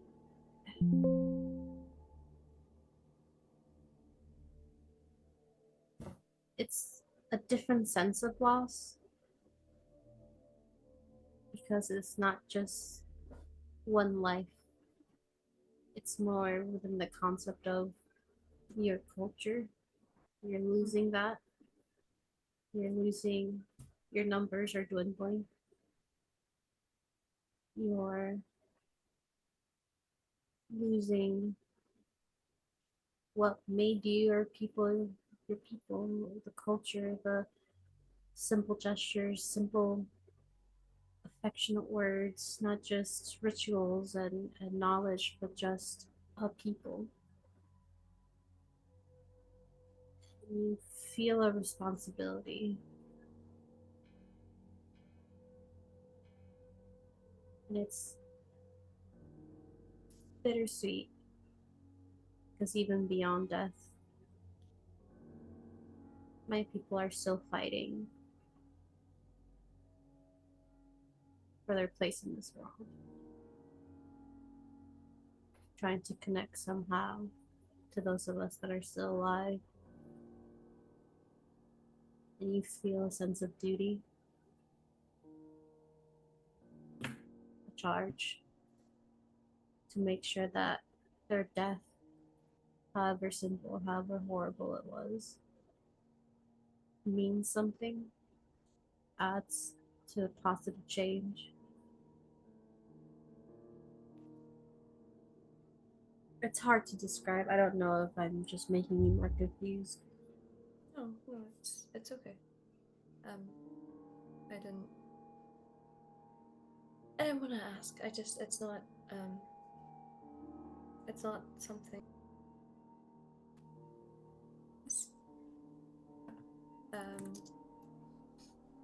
Yeah, it's just different, and I knew it was different for everyone. So it's just sometimes you see something and you want to ask, but I don't want to make it harder for people. Cass, you're not thank you. making it hard. Okay. Well, You can always thank you ask me for- questions. I like questions. Still, thank you for explaining. It's not. I think we just do things differently, and I. Why did you ask me that question?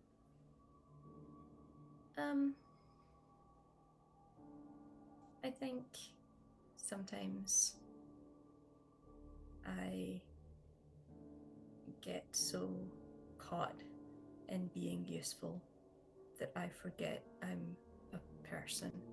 So I see people and I see them be missed for who they were and not for what they did. And I like to remember that that's a thing that happens places sometimes. So.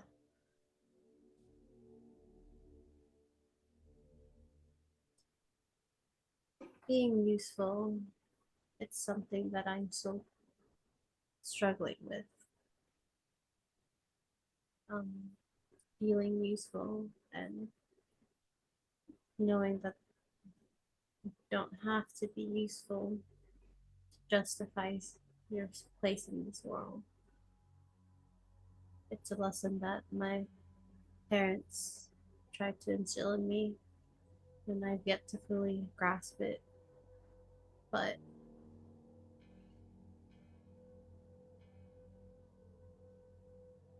you're more than just the swing of your axe, Cass. I feel like there's a sense of loss with you, but you're not quite sure what it is.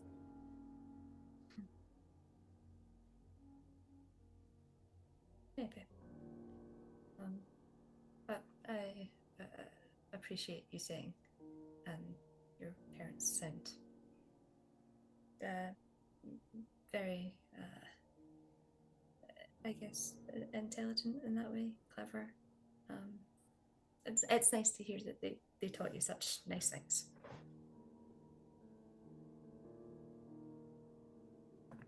Blood family is not the only family you can have, Cass. I think you're very aware of that with the sparrows with your friends. I can't. This is just from what I've heard. You talking with other people.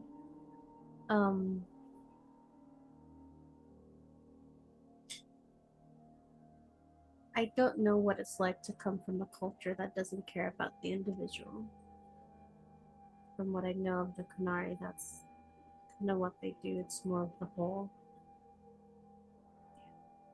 And while your loss may be different, it's not necessarily a loss, but an absence of that. I understand what it feels like to be missing something. And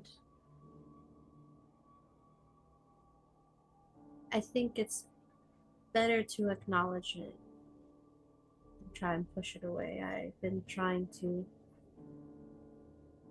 push it away for a while since I left my last clan.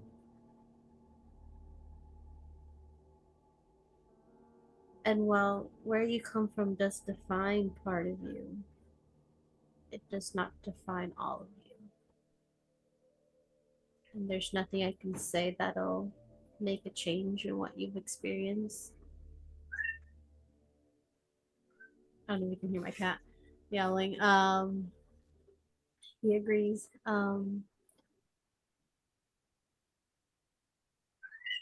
we can create new connections, new senses of purpose to help build up who we are as people, where our people or our culture has failed us, or outside of that.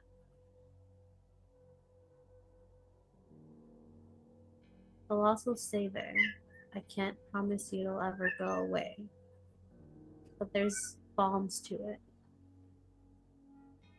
You just have to find the right place and the right people. And I think you're on your path to doing that. That's very kind of you to say, and thank you for explaining. I like to learn.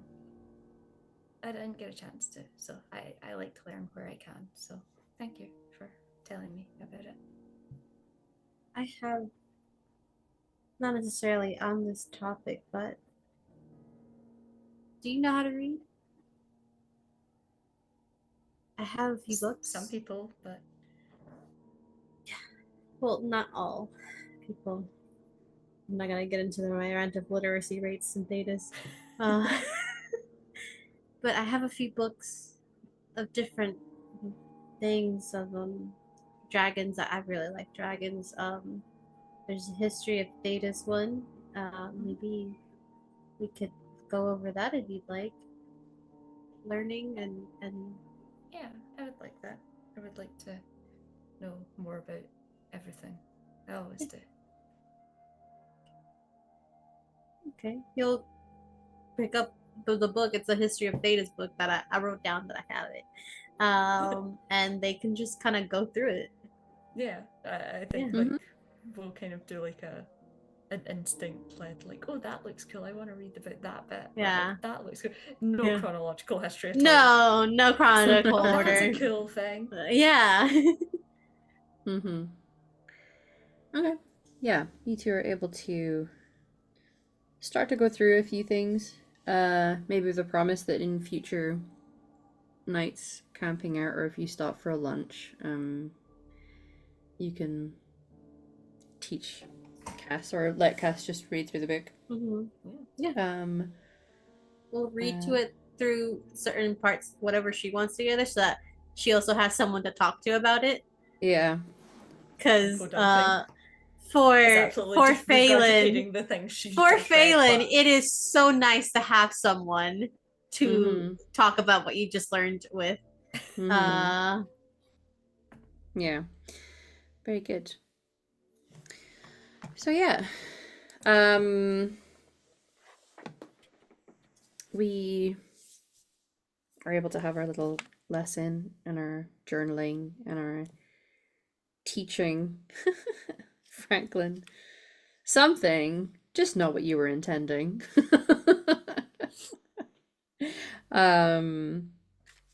But hey, you'll maybe chalk it up as a win. Perhaps when you realize after a few and you're like, I'm just not getting the language thing, and then you see him you've got the blueberry in his hand, so he keeps like doing the sitting up thing, like, I'm being very cute and polite and waiting like a little gentleman. I think Oriana's just like, I don't know how to talk to him, so how can I teach him to talk to me? Like, and I think it's like a little bit of just like, wait, no, you didn't, honey. So that very like high low of like success. Nope, that's a fail. All right. Yeah, accepting your defeat, but then learning that, actually, he did learn a thing. That's kind of cute. You learned that if he's cute and a little gentleman, he gets a blueberry. Yeah. Maybe we can make money off this later. There's sounds that you make when he's clearly done something cute, and then you'll give him a reward for being cute. So although he doesn't have a concept for what cute is, but understands that there's certain things that are getting reactions out of you that lead to more blueberries, and so has started doing like the little bag praying hand mandolin, the pangolin thing. Yeah. Oh no, like little chihuahuas is what I imagine when they're like. Yeah. Yep. But he has little people has. So it looks like. Oh God, would it be like? Make a little prayer hands, please. Wow. Oh no, I'm making a circus sideshow. All right. These Not even are mad. your monkeys, and this is your circus. Now, But he's- what if we get 8? No, I'm He's just kidding. so cute. He's so He's cute. adorable. Yeah. I think in your reading, Cass, I would love for you to. No, I don't think you have cultural lore, but if you could, or historical lore even, if you could roll a cunning roll for me to see how much of the reading you're picking up. 13 with 5 yeah, stunts. with I'm 5 absolutely stunts. just- Pretty damn good, actually. Yeah, I think there's a few things in the History of Theda's book that as you're reading it, you're like, you know, it's things you didn't know before, and you're like, I did not know that. So it's little things that actually There's like 2 or 3 plant like, themselves in your head. suddenly Yeah. this is an autistic hyperfocus, and I've memorized this Uh-huh. paragraph, and I didn't mean to, but I guess it lives in my head now. Uh-huh. As a bonus for your 5 stunt points there, I'm going to allow you to add something onto your sheet that's not necessarily a focus. Not yet, anyway, unless you feel so inclined to get that focus. What I'm going to say instead is that much like the Blades in the Dark or Forest in the Dark sort of mentality of you don't go in with this is my equipment, you do a, well, you know, funnily enough, and then you can I pre-plan happen to things. bring. So, at some point in this game, if you come across something that in theory would have come from learning about the lands of Thedas, I'm going to allow you to do a, aha, you know, I read. Excellent. And so you, Bex, if you know information that in theory Cass wouldn't have up to that point, I'm going to allow you to come in with that knowledge in an I was Perfect. reading about, and I'm going to let Excellent. you come I'm in with gonna those. Learning is good. Read Yeah. Learning books. is good. Yeah. Let me put that down before I immediately forget I can do that. Yes. You can kind of put it down like it's a like one of your class powers in a way, just so that it shows up on your character sheet or something. Okay. It's almost like a Columbo. Another thing. Phelan, I think, given everything that's kind of happened in the last hour or so for you, Yeah, I've been through a lot, huh? I put you guys through a lot, huh? Yeah. But even just in the sensation, like having that sensation for the first time of really feeling the weight of your ancestors, you know, it's not all like negative things. Mhm. When you sleep and when mages sleep, it's a very different sensation to other people. In Thedas, a lot of the times it's about how connected you are to the Fade, because that is where dreams come from. It's also So where, connected. and it's tied to emotions. That in this game, it's a mix of all of those things. Oh. We lost a Bex. Oh no. Oh It's no. okay. Oh, we have a returned Bex. Hello. Sorry. You're all good. Listen, it happens. Tech gremlins. Yeah, you know, the least connected to dreams would be the dwarves. They don't have a connection to magic, and they therefore don't have a connection to the Fade, and so they don't dream. And don't get me started on the Veilguard lore that we've learned. They don't dream. And humans who are not magic will dream, and elves as well in a way, will have dreams, and it's much like in our real world. It's memories of places, it's faces you've seen, it's ridiculous situations, but a lot of the times it's your brain processing things that you've kind of already been through. And in theory, those are happening in the Fade, but you don't have any control of it the way that we don't have control over our dreams. Mages are different because you are connected to the Fade, and I'm going to argue, and I always would have argued this, and I'm glad that Veilguard proved me right. Elven mages have more of a connection to the Fade than other mages. And so it's like you are there physically in a way. Now there was a branch of mages called the Somniari, or the Dreamers, who actually could shape dreams, right? They had that's a whole big thing, but they've kind of been dying out. But mages can be there. You can't necessarily shape it, but you can exist, you can move around. It's a more real experience for you, and occasionally you might encounter things that you would understand to be spirits, not necessarily demons, because they're still in the Fade. You know, they're not all bad when they're through there. So I also turn cranky when you take me out of my home. It's okay. Yeah. Curse you, Frank. So Frank, hey Frank, you should have stayed in the Fade and not come through as a revenant. That revenant was officially called Frank. That's Frank the Revenant, common elven name. So you fall asleep in this place, and perhaps it is just the connection to some spirits, and the fact that some demons very recently were expelled out of this place, and there's clearly some significance to at least someone here. And your dream takes place in a sort of replica of the cave that you're in. You are in a cave, and it is shaped much like the one that you're in. It's just that the ceiling here doesn't exist, and you can see some weird things floating or slightly upside down in some places. There's a strange green glow here and there. You're not standing in the Fade physically, like we've experienced, but you're very aware that where you are is not necessarily real, and yet an impression of what is real. And you're going to become aware of an entity nearby. It has, in a sort of soft light version, has a vaguely humanoid shape and form. You can see shoulders and arms, you can see a head, you can see a torso, not really feet. It gets a little too vague and see-through by the time it gets to the feet, but it has form here. And it's kind of cute because it has Frank, ears is that you? Frank, you see there are ears on the head of this thing. You can't necessarily make out a face too much.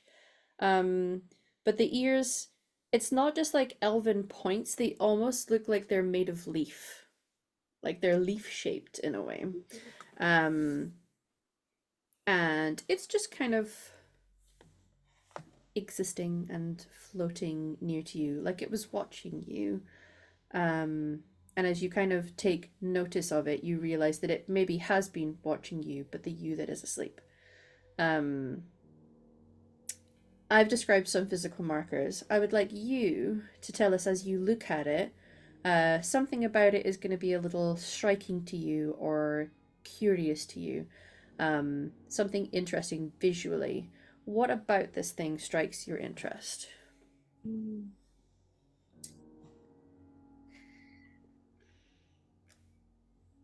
I think it is not just the big shape and the long ears. I think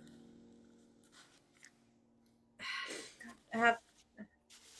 Oh, okay.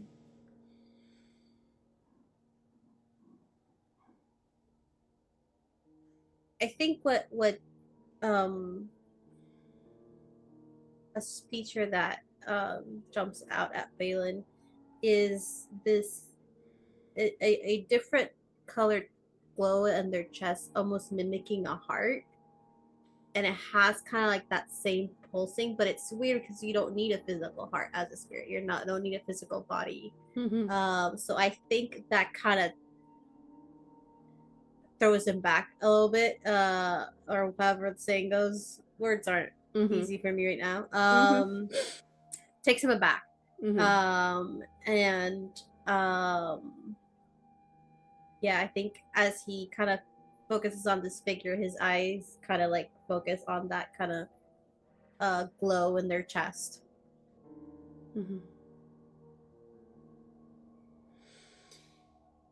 upstairs. Hi. It's looking by you. Oh. Yeah. Hi. Oh, you talk. Yes. I wasn't expecting an answer, sorry. What were you expecting? A vague acknowledgement.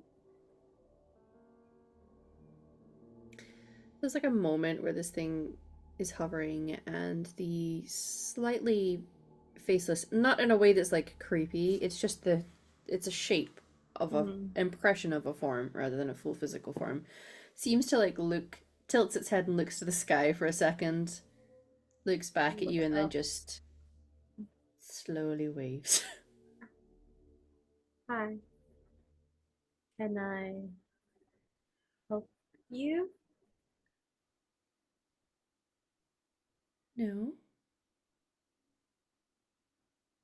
Can I help you? I don't know. Were you watching me? Are you watching me now? Are you watching me sleep?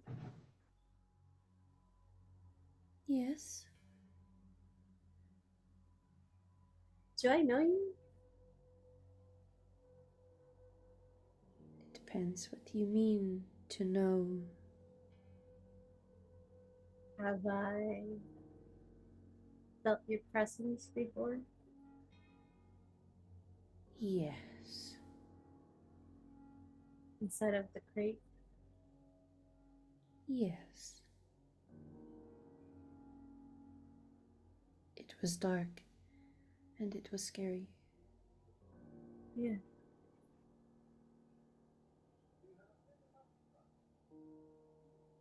What are you?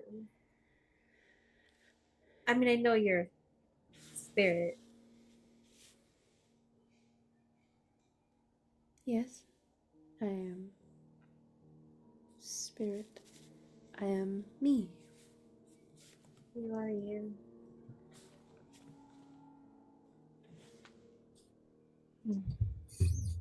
Protecting my cat from going near the candle. It can be dumb enough to try and sniff it, you know. And Yeah. Smell of burnt hair. His burn whiskers.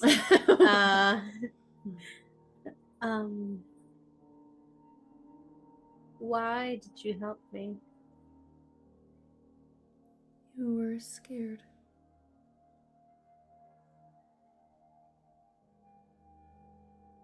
You felt alone.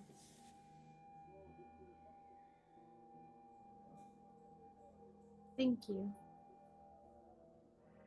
for helping me. You're welcome. Is that all that you want to do? Help? Yes. Help. Sometimes people don't know they need help. Do you need help? No. I am help. Christ, cat.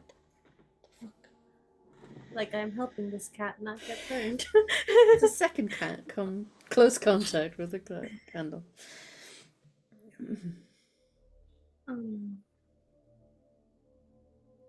Have you just been hanging around this entire time? No. Not always.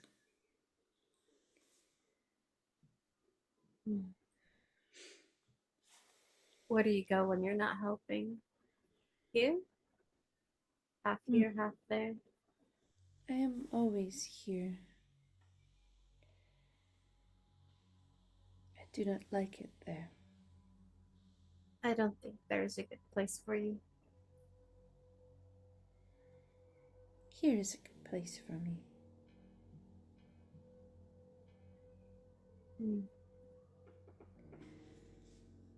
What is here? The Fae? Hmm. Some call it that. What do you call it? Home.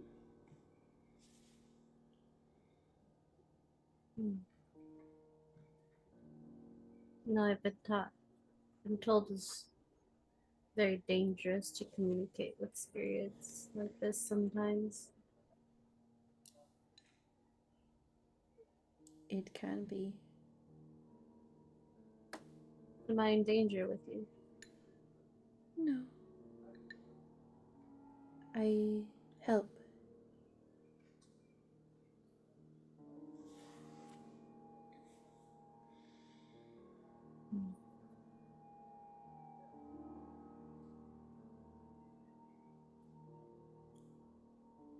Yeah. That's what I try to do.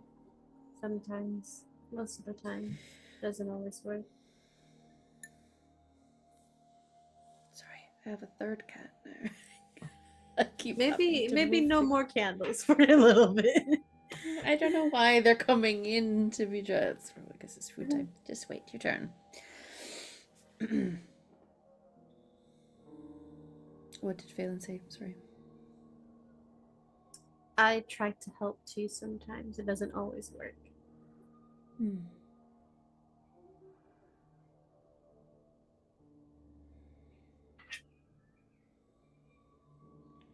You can't always know the ripples caused when you help.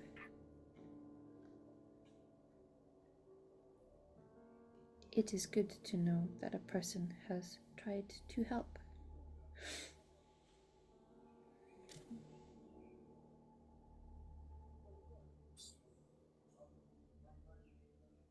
Do you want to continue helping me?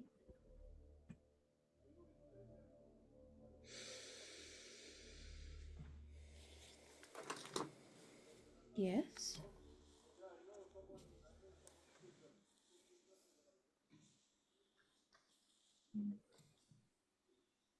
I've been scared and alone often in my life. Why? And I can't. I'm sure there are other people that feel scared and alone. Why help me? Because I heard you. Hurt me. Yes.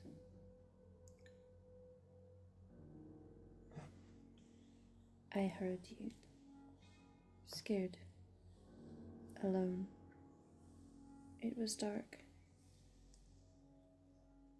Like the darkness was drowning you.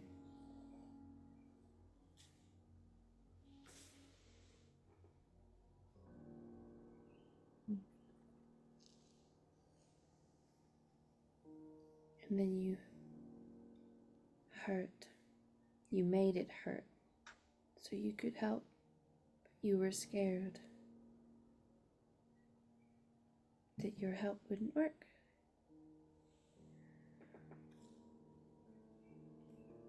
You're always scared that your help might not work.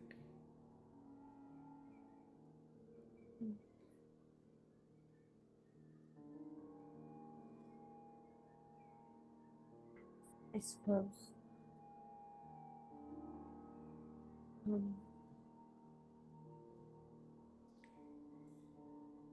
I don't. Um.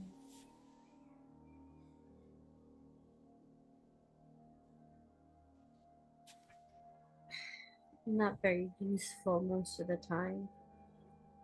So I worry that when I can be, I won't be.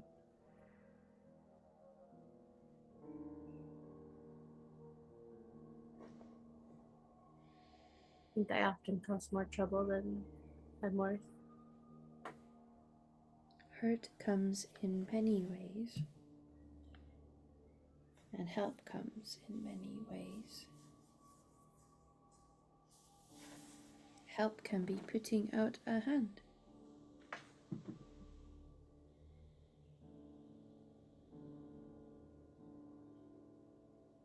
I think as they say that, he will reach a hand towards them. Like They just reach offering, yeah. sort of hand out to you, and it's like there's more form here than what you might have seen in a spirit or a demon in the waking world. Mm. Still not fully formed, but as they reach out and take your hand, you are able to take its hand. You do feel something. And he'll hold it and almost like give it a very gentle squeeze. You are helping. But when you hesitate and worry that you are not,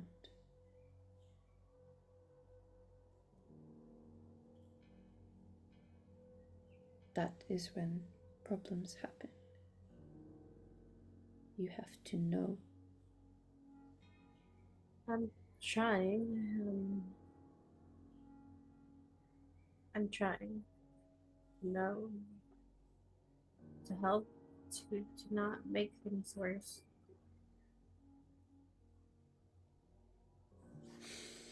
So do. Okay. Just do. You can choose.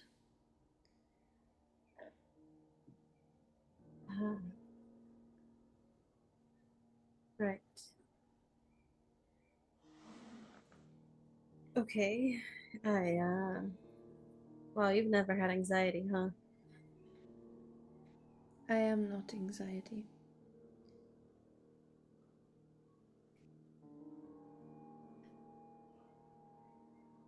Right. You are help.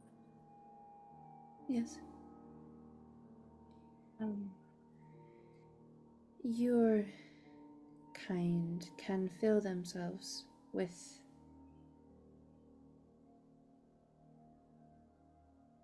a purpose, with your sense of self.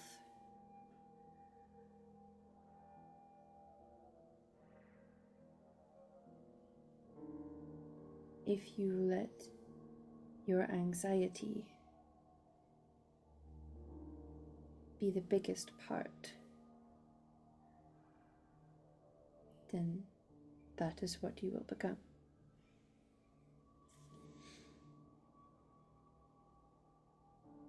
I think for a long time that's all I was.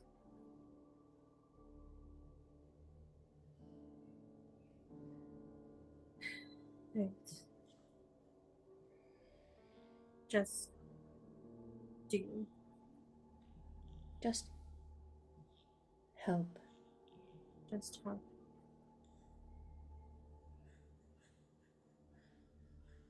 I can help. You're going to help me help people? Yes. But only if it is what you choose.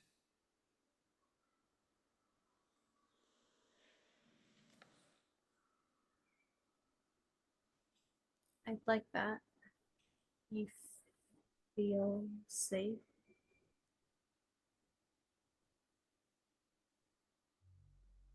Helpful. I am help. Yeah. You feel very helpful.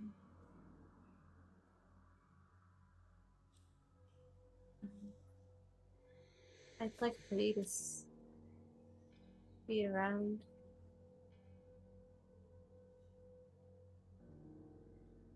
I can.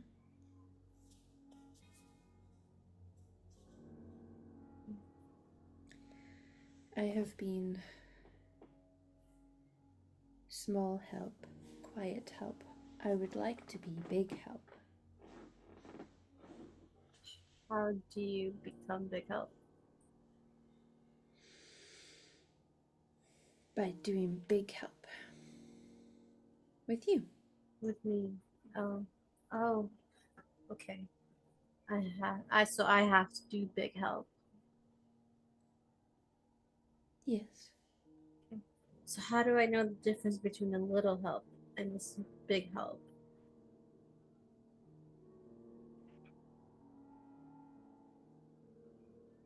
You do not know difference between little help and big help. Well, I feel like it's all very subjective. I think maybe something that might be little to me might be big help to somebody else, or vice versa. Yes. Okay. It is the help that is I big have for to take someone. the help action. Okay. Okay. Little help. And then you hear in a voice that's not necessarily their own, it's like you're hearing the voice of like a 45-ish year old man. Can you pass the salt? Big help. And then you hear a sound that is somebody who is panicked, who is deathly afraid, calling out, not screaming, but the intention is loud. Help me.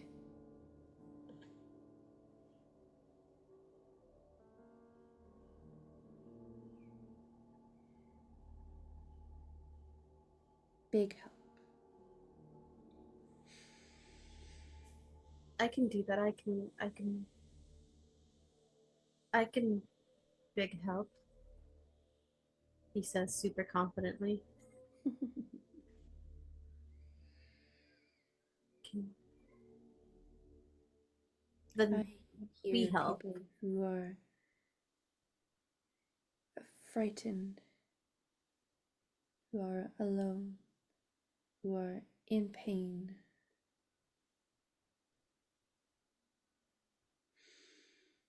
I want to help. Or maybe you can help me find the people that need the most help. I can try. You have to learn how to listen. I feel like I'm a good listener. Okay. So we can help people together. Yes. Okay. How will I know when you're there or not? Reach out. Sense me. Magic. The fade. If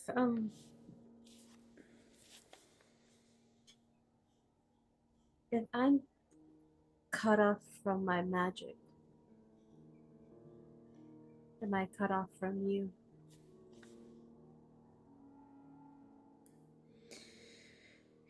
Yes.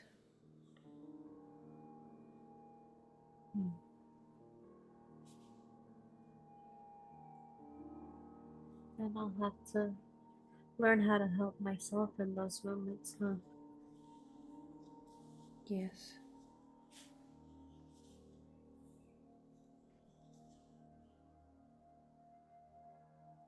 Okay. I have others to help me too. So Yes. Little help and big help. the cast is really big.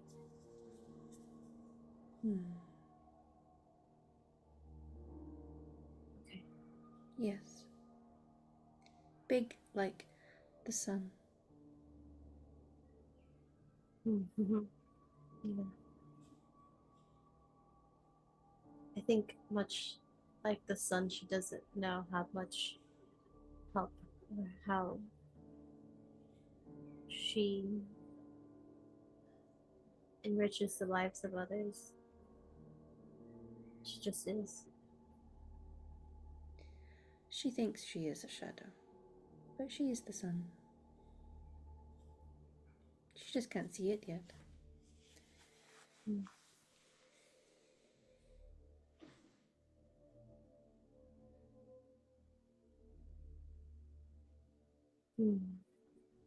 Yeah, I think you're right. If you're the thing glowing, do you even see the glow? I suppose not.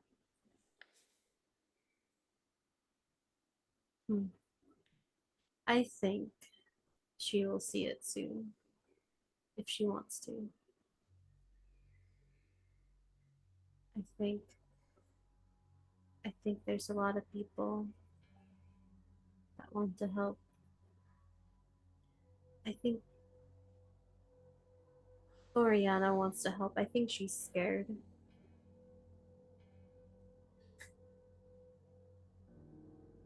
Maybe if I learn to not be scared and to do, we can learn together and we could all help.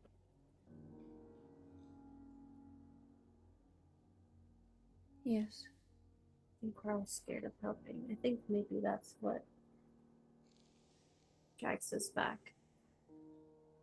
There's no ceiling here. There is. Sorry. Oh, big ceiling. Lots of ceilings. Oh. Some are just on the bottom and not on the top.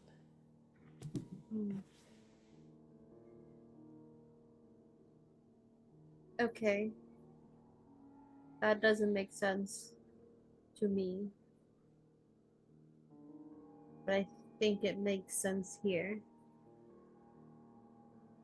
Your world doesn't make sense to me. It doesn't always make sense to me either. Sometimes the ceilings might be on the bottom and not on the top. Sometimes things have to be on the bottom and not the top. I feel like that's going to be helpful for me. So, there is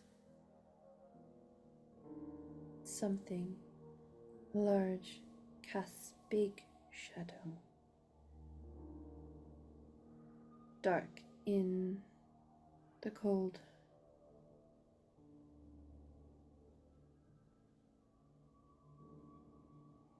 The big place makes them feel safe, but it's dangerous too. What's the big place? It's time for you to wake up.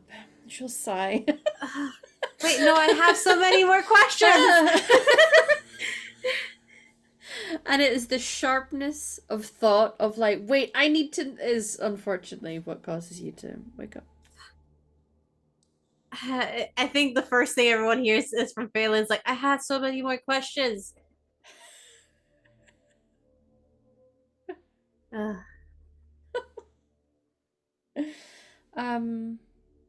Morning comes to you all.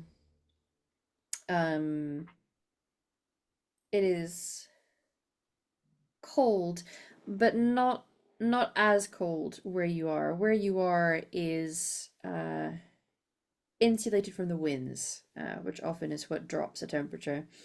But it's not necessarily been a comfortable sleep. But you're rested.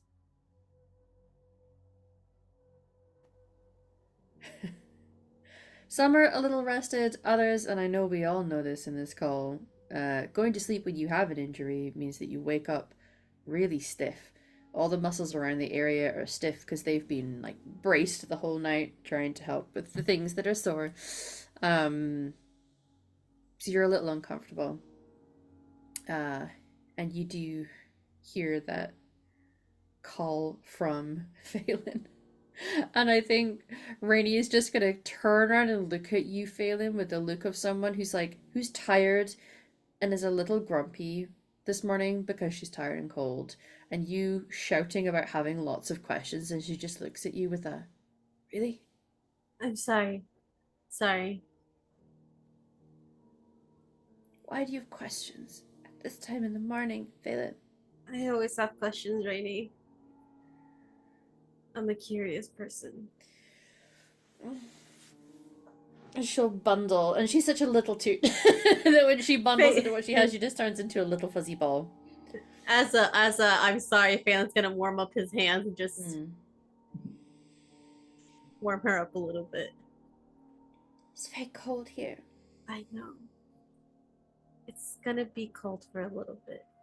We'll get better clothes soon. Do we have enough food? We don't have any eggs, do we? I No, could I'm really sorry. go with an omelette d'Orlais right now, and I can't. Soon we will reach somewhere that may have eggs. I will not tell you for certain they will. Okay, like if you summon more demons, could you at least ask them to bring some eggs? I'll try my best Okay. to see if we get demon eggs. That's gonna make a wicked omelet. Do emus lay eggs? No, they don't. Oh. I think, Do you think- we're gonna, like yeah. while she's doing this, Rainy's having a little meltdown. She's gonna tuck a sleeping Franklin in with her and just like with an extra blanket, just do that and be like, just we'll pack up, honey. Just rest. Okay. Good luck. Hey, Like looks at me like, Franklin. good luck. Like, with Rainy. Just sit and cuddles Franklin. Okay. Let's you stay there. We'll pack up. Okay. I will try to get you eggs soon. I promise. Okay. It's Just maybe a gonna little give.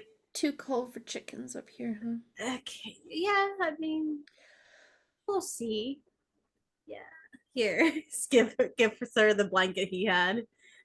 Thank Extra. you. You're welcome. I'm just Well, you- gonna. She just kind of rolls over and starts Okay. to like snooze while you Just tidy let her up. sleep. Yeah. Yeah. She just got startled awake. Most kids are a little grumpy when you startle them awake. Yeah. Especially being I'm cold. Yeah. grumpy when you startled me awake. Mhm. Such a bitch. Okay. Well, I'm just gonna start packing up. Then I think maybe we should leave Rainy on the cart sleeping bundled up. I don't think walking in the cold's gonna be great. He's talking, he doesn't know who's listening, but he's just talking out. I don't think it's gonna be great for her to be walking in the cold.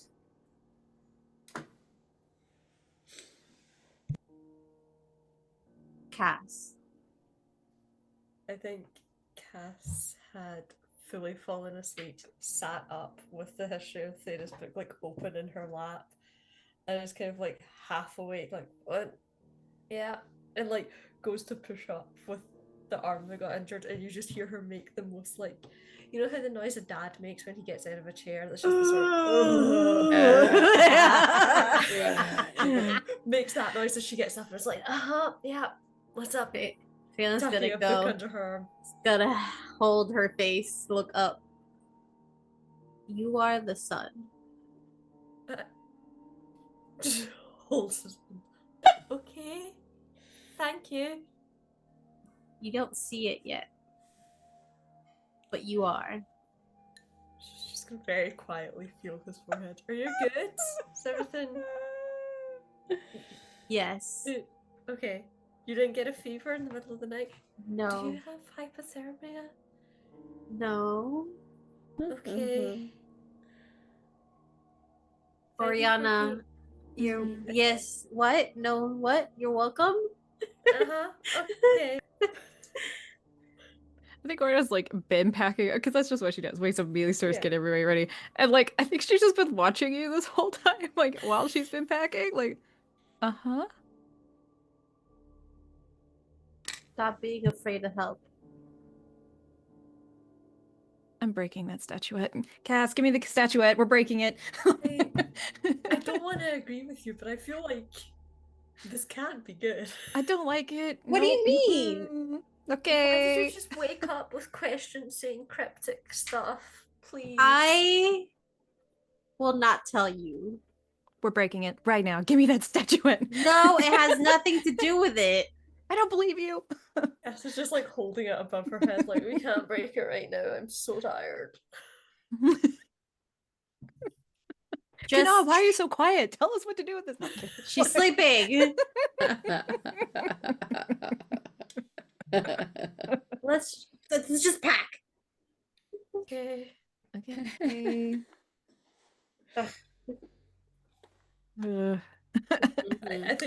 like walked past Oriana carrying stuff and just kind of goes, I don't know. Look, just watch the idol, okay? Mhm. Or sorry, statuette. Triggered. I know, right? All of a sudden, Red Kill Templar's Bill appear. sirens go off.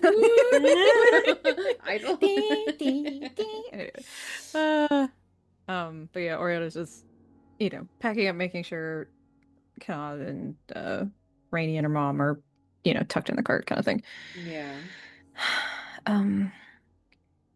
I don't know exactly where we are, but I mean, first thing, we probably need to get to the next town, right? We're close, right? Yeah, we're close to Sarnia. Okay. I know the path, sort of. Yeah, your lot never normally came into the mountains like this. However, you're gonna have to track. Yeah. Is the thing. My people my clan usually doesn't go this high up in the mountains, so tracking is gonna be our best option. That's where you come in, Oriana. Yep. She's gonna go over to her mom and start wrapping her feet like over her shoes and just get ready to walk through a bunch of snow. He's gonna be like, this is how you know my people have been here. Airville tracks, feet tracks, hollow tracks, the smell of this particular incense, this. And then if you notice that, and if you do this, yeah, we can. Don't use this against us. Look, I don't know all of it, but I have lived by the Bastilian Forest. I know. Not all of it, but yeah. Trust me, we didn't hunt them down either. In fact, we mostly just kept away from them because we didn't think they would want to talk to us. Probably not. Yeah, so. Yeah, the ones that tend to camp up there are not known to be super great with humans. They don't like the Shins. Not all of my not all the clans like humans or others. Which I feel like it's fair. But like sometimes they can be a little aggressive. Yeah. They traded a little with my mom, but only when they had to, and they never went into the town because it was, a lot of merchants from everywhere. So yeah, they just didn't want to deal with it. You guys should be fine unless my old clan has closed off, which I don't think so. Yeah. Plus, you're with me. Well, I worry more about the snow covering up stuff. It was pretty bad, so we'll see how bad that storm covered everything. Yeah. Let's head out then. Be careful with snow blindness. Yeah. And once we, find a direction, we'll poke in the snow and make sure there's actual ground there and not just me and lose all our horses. So, yeah. Anyway, and so Oriana will go out with her mom, and then we'll number one just see how packed the snow is. Like, is it soft where we're gonna fall through it, that kind of stuff. No, it's not that deep. It's certainly not maybe getting out of the cave into what is the road might be a little on the dicey side, but once you get there, it is at least traveled enough that you should be okay. Still gonna have to be very careful. You're still probably gonna have to go ahead of the horses and cart just to be sure that what you're walking on is fine. Yeah. If you can, do me a roll. Yeah. And what I will say is, because you have been fed a really decent amount of information from Phelan, what you're doing is you are looking for the signs, the tracks. Phelan knows that occasionally his people might leave little markers like bits of fabric tied to certain branches to help the people who are scouting, but certainly because the impression that you're getting from what Phelan has said, this is not their normal route. This is not the normal route that a Dalish clan would take, and so understanding where they're going, being able to leave markers so that their scouts know where the main caravan is, they are going to be or will have at some point left things out for themselves. However, they are also trying to, as far as you know, hide from someone. So if you roll searching for me, but roll it Yeah. twice and take the higher, it's essentially like having an advantage because you are having quite a considerable amount of help from a Dalish elf. I helped. Helping! Bad. It's the 15 theme was of the higher. today. 15 was the higher. 15 is great. Mhm. They are not recent markers. And so things like tracks from the Hala, a little harder to see. There is a couple points where you see on the sort of middle section of a tree some scraping at the bark of the tree, which could be some kind of elk or a deer who has horns, but it might be Hala. The thing you are more likely to find is a couple small bits of fabric that Phelan is going to recognize as the two colors that are associated with his clan. Phelan, what two colors do your clan tend to associate with? Normally in the games we see that sort of like natural red, and it is going to be things where you're going to be able to get a natural dye. So you, Yeah. Satan, I know understands these things very well. Yes. Natural colors you could get for dyes of fabric. What was the two colors for your clan? I think that for this clan was similar to the green kind of robe that Phelan has been wearing, this kind of more muted nature green. Yeah. And then this really rich kind of yellow that you can maybe get from like saffron. Yeah. I think those would be the two main colors. Yeah. Okay. Yeah, yellow and green. So you, Oriana is going to find the fabric. A couple of them, they're small, they're worn. They're designed to be well hidden, but you're searching well. And you're at least being given some forewarning about what to look for. If you draw that attention to Phelan, Yeah. Phelan can confirm that those are indeed the colors of his clan. He gets excited. Yeah, anything that Oriana or Kara finds, they're gonna tell Phelan or confirm with Phelan Yeah. immediately once they're Yeah. like, "Hey, we're not being followed. We're not gonna get attacked by a boar." You know, like those kinds Yeah. of things are good. Then yeah, we'll convene. So, Yeah. what you do is you're traveling along this path and you're following that trail. For a while, it is following a more natural road or path through this area. You're able to see in a slight dip in the valley of what would go towards a river, which is during colder seasons frozen over. You start to see evidence of the town of Sarnia. For those of you who are aware of where the location was. It is very small and dwarfed in a way from the small markers here and there of elven runes, which are considerably larger. The old roads and the buildings from the ancient civilization were huge. It was masterful feats of architecture back in the day. So Okay. yes. I was You gonna about ask, to say are there something? any Yes? flags or anything? Like, can I see from this In the point? town? Yeah, like, is there any kind of like, we own this place? You know, can I get any idea of that? Sure. You can roll that heraldry that I believe that you have now, I right? do, yes, please. Yeah. Please be good to me. Ooh, 19, baby. Yeah.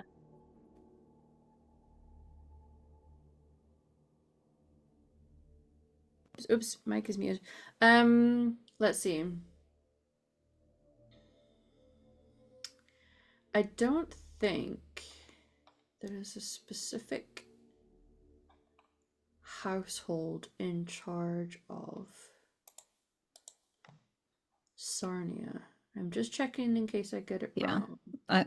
And to be honest, from Oriana's thought process, if you will, like in the time that Phelan hasn't been here, it hasn't been like overthrown.